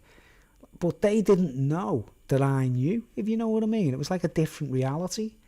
And it feels like they were trying to kill me constantly all the time, but they couldn't do it. Do you know what I mean? But I had the Grand Theft Auto effect. I was like, I seen the camera, right? It goes up like that, and it wasn't in a game. It was real. I seen my own dead body in one of those bins. Those bins you see outside the shops with the big lid. The lid was open, and it was my body. I seen my own dead body lying there in this bin with me bicycle next to me. The bicycle that I was using at the time. They must have jumped me on my bicycle while I was, they must catch you in the street or something, right? They must have killed me and put me in a bin with my bicycle, you know what I mean? And I just seen it like it was Grand Theft Auto, the camera going up, like I was going, wow, even my bike's in the bin with me, man. What are they doing, man? I think it was the same people done it there as well. You know what I mean? These guys must think that we don't know, because they just must murder people and move on, mustn't they? Like in the way gangsters do it, like. If they're all... especially if they're into cocaine, isn't it? Let's just put it this way. If one of them is a cocaine addict and will never give it up, or both of them are cocaine addicts, right? Then their brains are marshmallows, aren't they? They might as well have a marshmallow in their brain, mightn't they? In their head instead of a brain. And obviously the frontal lobe, the reason gangsters are so ruthless and cocaine addicts is because the frontal lobe, which governs compassion and making decisions and being sensible, that's a marshmallow. You know what I mean? That's become a marshmallow. That's not going to do anything anymore, because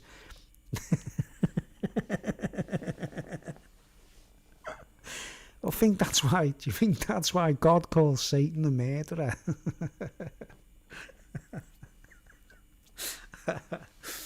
Because he's a marshmallow head. I don't know. But I'll leave you with that. That was I thought that was kind of... Seriously, the dung beetle dream was real, man, right? But what was it telling me? What was that dream telling me? If there was dung beetles and dung, a dung heap, I was somewhere in a place like the past, wasn't I? I was somewhere in Egypt, or, Sodom, you know what I mean? Spiritual Sodom, Yes, they try to scare you or seduce you, and then have somebody do something to control you and your reality when the shock or bad feeling is put in. Yeah, they actually try to really shock you. I mean, another way that people try and shock you, right? Here's one of the best ones, is when you're seeing a girl, I've been through it, I've got a girlfriend or whatever, and been seeing them for quite a while, and they just suddenly tell you that they've been having an affair, you know what I mean?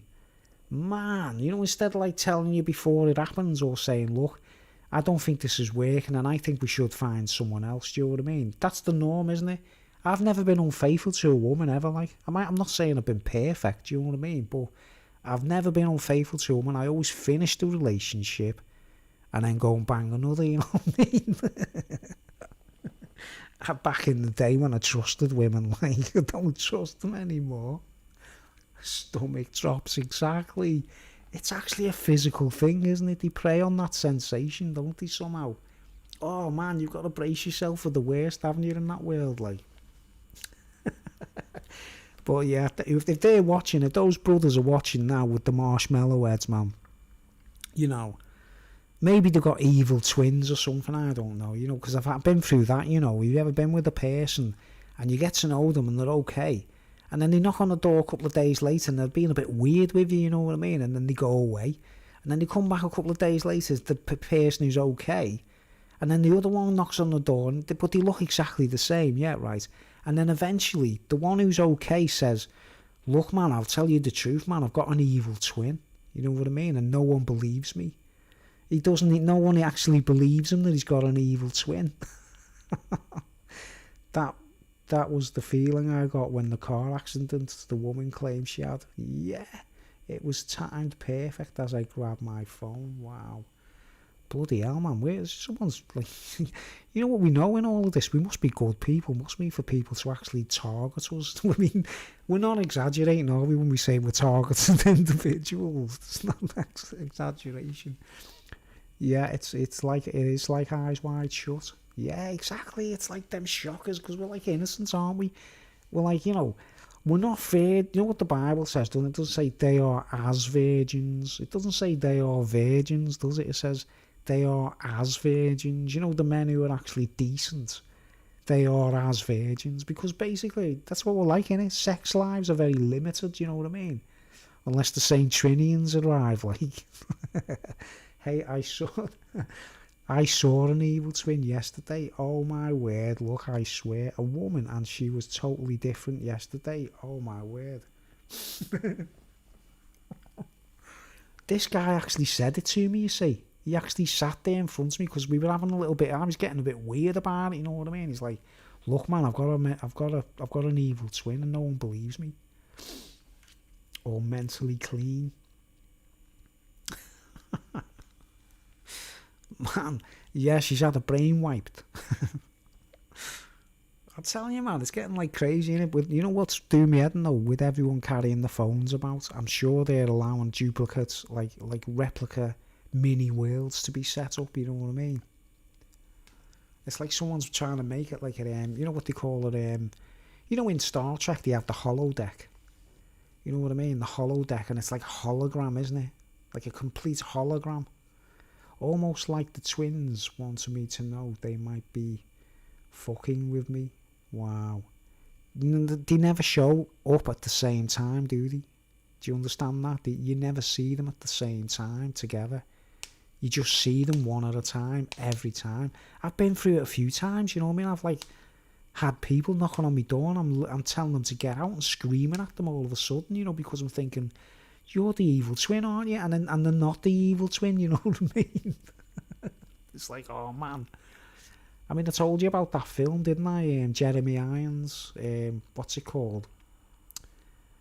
Oh, what was it called? The Jeremy Irons film I told you about, man. Double Identity. Double Identity.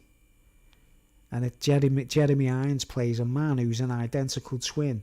And they're both knocking a slice off a woman. And she doesn't know the twins, you know what I mean? It's quite an eye-opener, like, that's quite an interesting movie. Similar to that, isn't it? I mean, I've got nothing against twins. They should declare that the twins, and that's all there is to it, isn't it? But if we all know who experimented with twins back in the Second World War, don't we? Maybe the old ugly Freemason did the trick to cause their body to change. Well, have you seen From Dusk Till Dawn? That film From Dusk Till Dawn really spooked me, right? I don't mean like I was scared of the movie, because it is graphic, isn't it? It's quite over the top, right? Right, but you know the woman who dances with the snake? You know that bird who dances with the snake, and almost like the Sadie of face movement they can do. I used to call one of my ex-girlfriends Sadie. I used to say to her, like, you're like Sadie in the saloon. You don't seem to be, like, you haven't got a brain. You're just like, any man can seduce you, you know what I mean? You're like Sadie in the saloon. They can do that. A spirit must be causing to happen perfectly. I could recreate these facial expressions. Wow, weird. Yeah, on top of the vampire layer, yeah. The thingy, you know, it's an Mayan pyramid, isn't it? Like or an Aztec pyramid, right? But you know that woman with the snake, you know, the woman who's dancing with the snake, and she's really attractive, isn't she? And then when she turns into the demon and she goes, "Welcome to slavery," Oh my word, that's enough to put you off chicks forever, isn't it? You know what I mean? It's like, what are we supposed to do now, mate? That film really disturbed me because I thought any woman could be like that and you wouldn't know it. Like, you know what I mean? That's what a witch is to me. People get me mixed up. You know, you'd have women who are herbalists or pagan or whatever, and they pick flowers and herbs and all that kind of stuff. They don't go around being evil. They're not picking on anyone. They might have defense mechanisms. They might use a bit of black magic to defend themselves. I say if a woman has to defend themselves, then use her by any means, right? You know what I mean, right? But like, a witch is not. People need to get this straight in their heads. A witch is not like a woman who goes around picking herbs and is a pagan. A witch can be a male or a female. It's a creature that replaces. Once the initiate has done the deal with the devil, their body is dead. And it's like when Christians are born again, they get a new body, right? On the dark side, they get their body replaced with a demon that can shapeshift. You know what I mean? And Eyes Wide Shut, although it's only a film and it's a bit exaggerated, you know what I mean? But it kind of, whoa, that spooked me big time. I had a dream where I was going to get circumcised by... going to get circumcised by some woman with no eyes, old but sexy, her teeth were like a chainsaw. She wanted to give me a blowjob in the dream. It would be my loss. Oh my word, you mean, look man, you actually, the black eyes as well, the black eyes, oh man, yeah, right, wow. Because this is what I actually think that a lot of people have been fooled by. The act of circumcision. It could have come from like these weird, like vampiric women, and they're giving you the BJ, right, and they just bite it off, don't they? They just go, wow. What would the man be able to do, right? A man wouldn't be able to do nothing, would he? If a woman just bit his foreskin off, you know what I mean? It was during the Super Bowl years back. It was real. I can't believe you. She had lips and a large smile.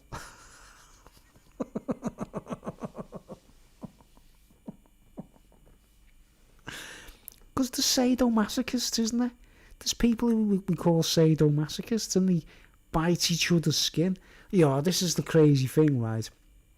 I've been bitten by a girl. She was biting me, like, and she said things like, "You'll get used to it. Come on, you'll get used to it." And I was like, "What? What are you?" I was like, "What are you putting in your tea?" You know what I mean? Yes, it's a demonic mind control circumcision. This was a real dream that was given to me. She was hypnotic. I could barely get away from her. The Super Bowl here is known for human trafficking, and these sport dates are occult dates. Yeah, it's a big deal, isn't it, when Madonna and all that, like... Man, like... No wonder you're so, defensive.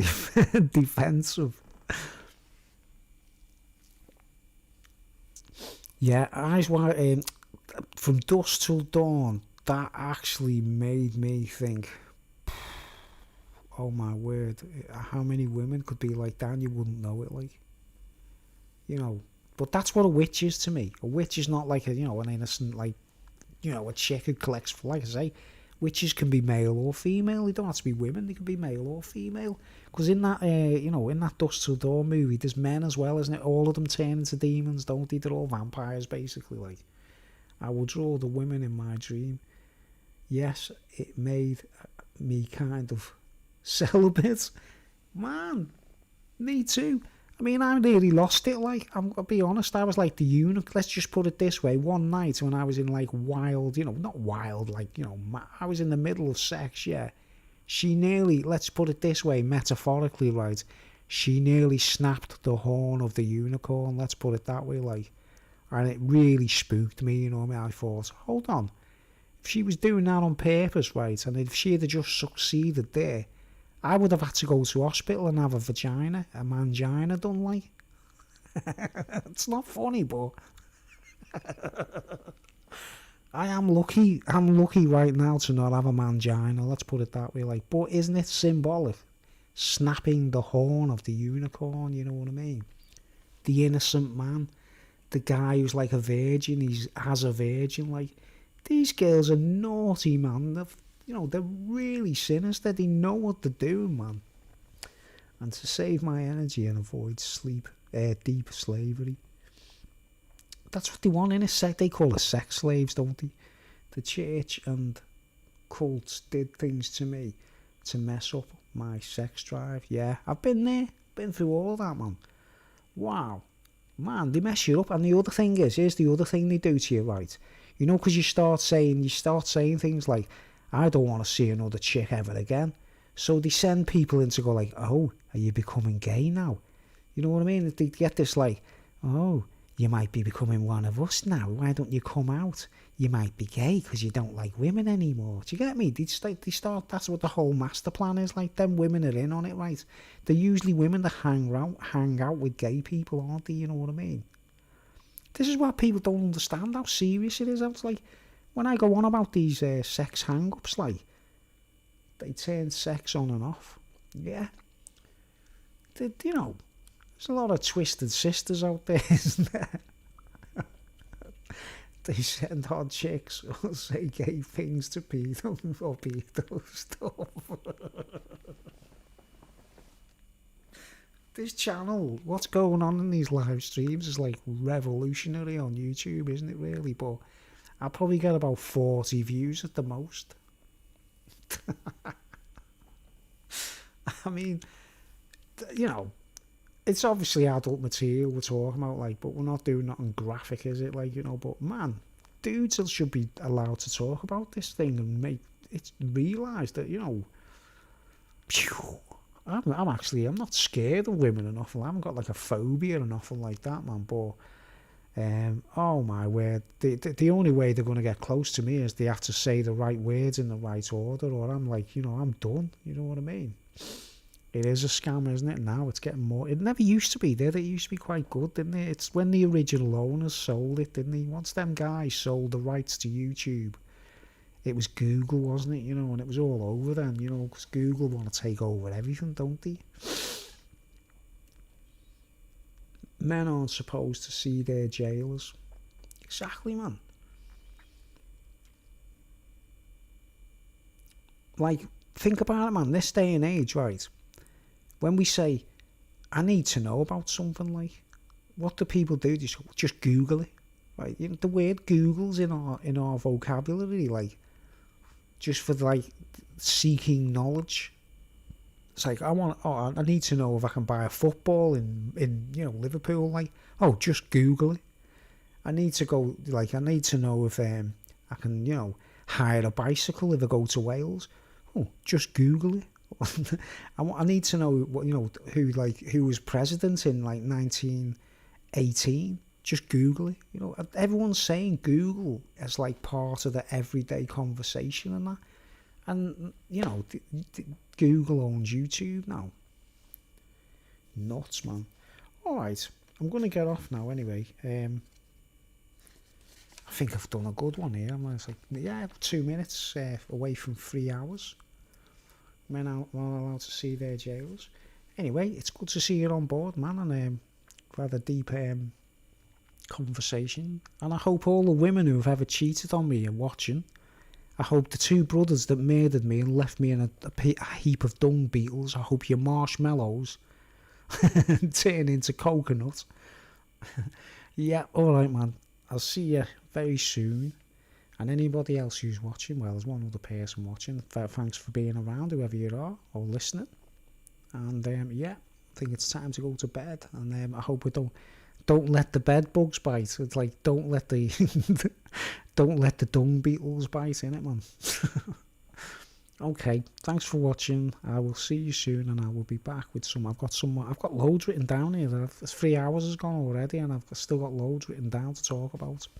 Okay, I'll see you all soon. Thanks for watching, and I'll be back. Rollercoaster ride signing out.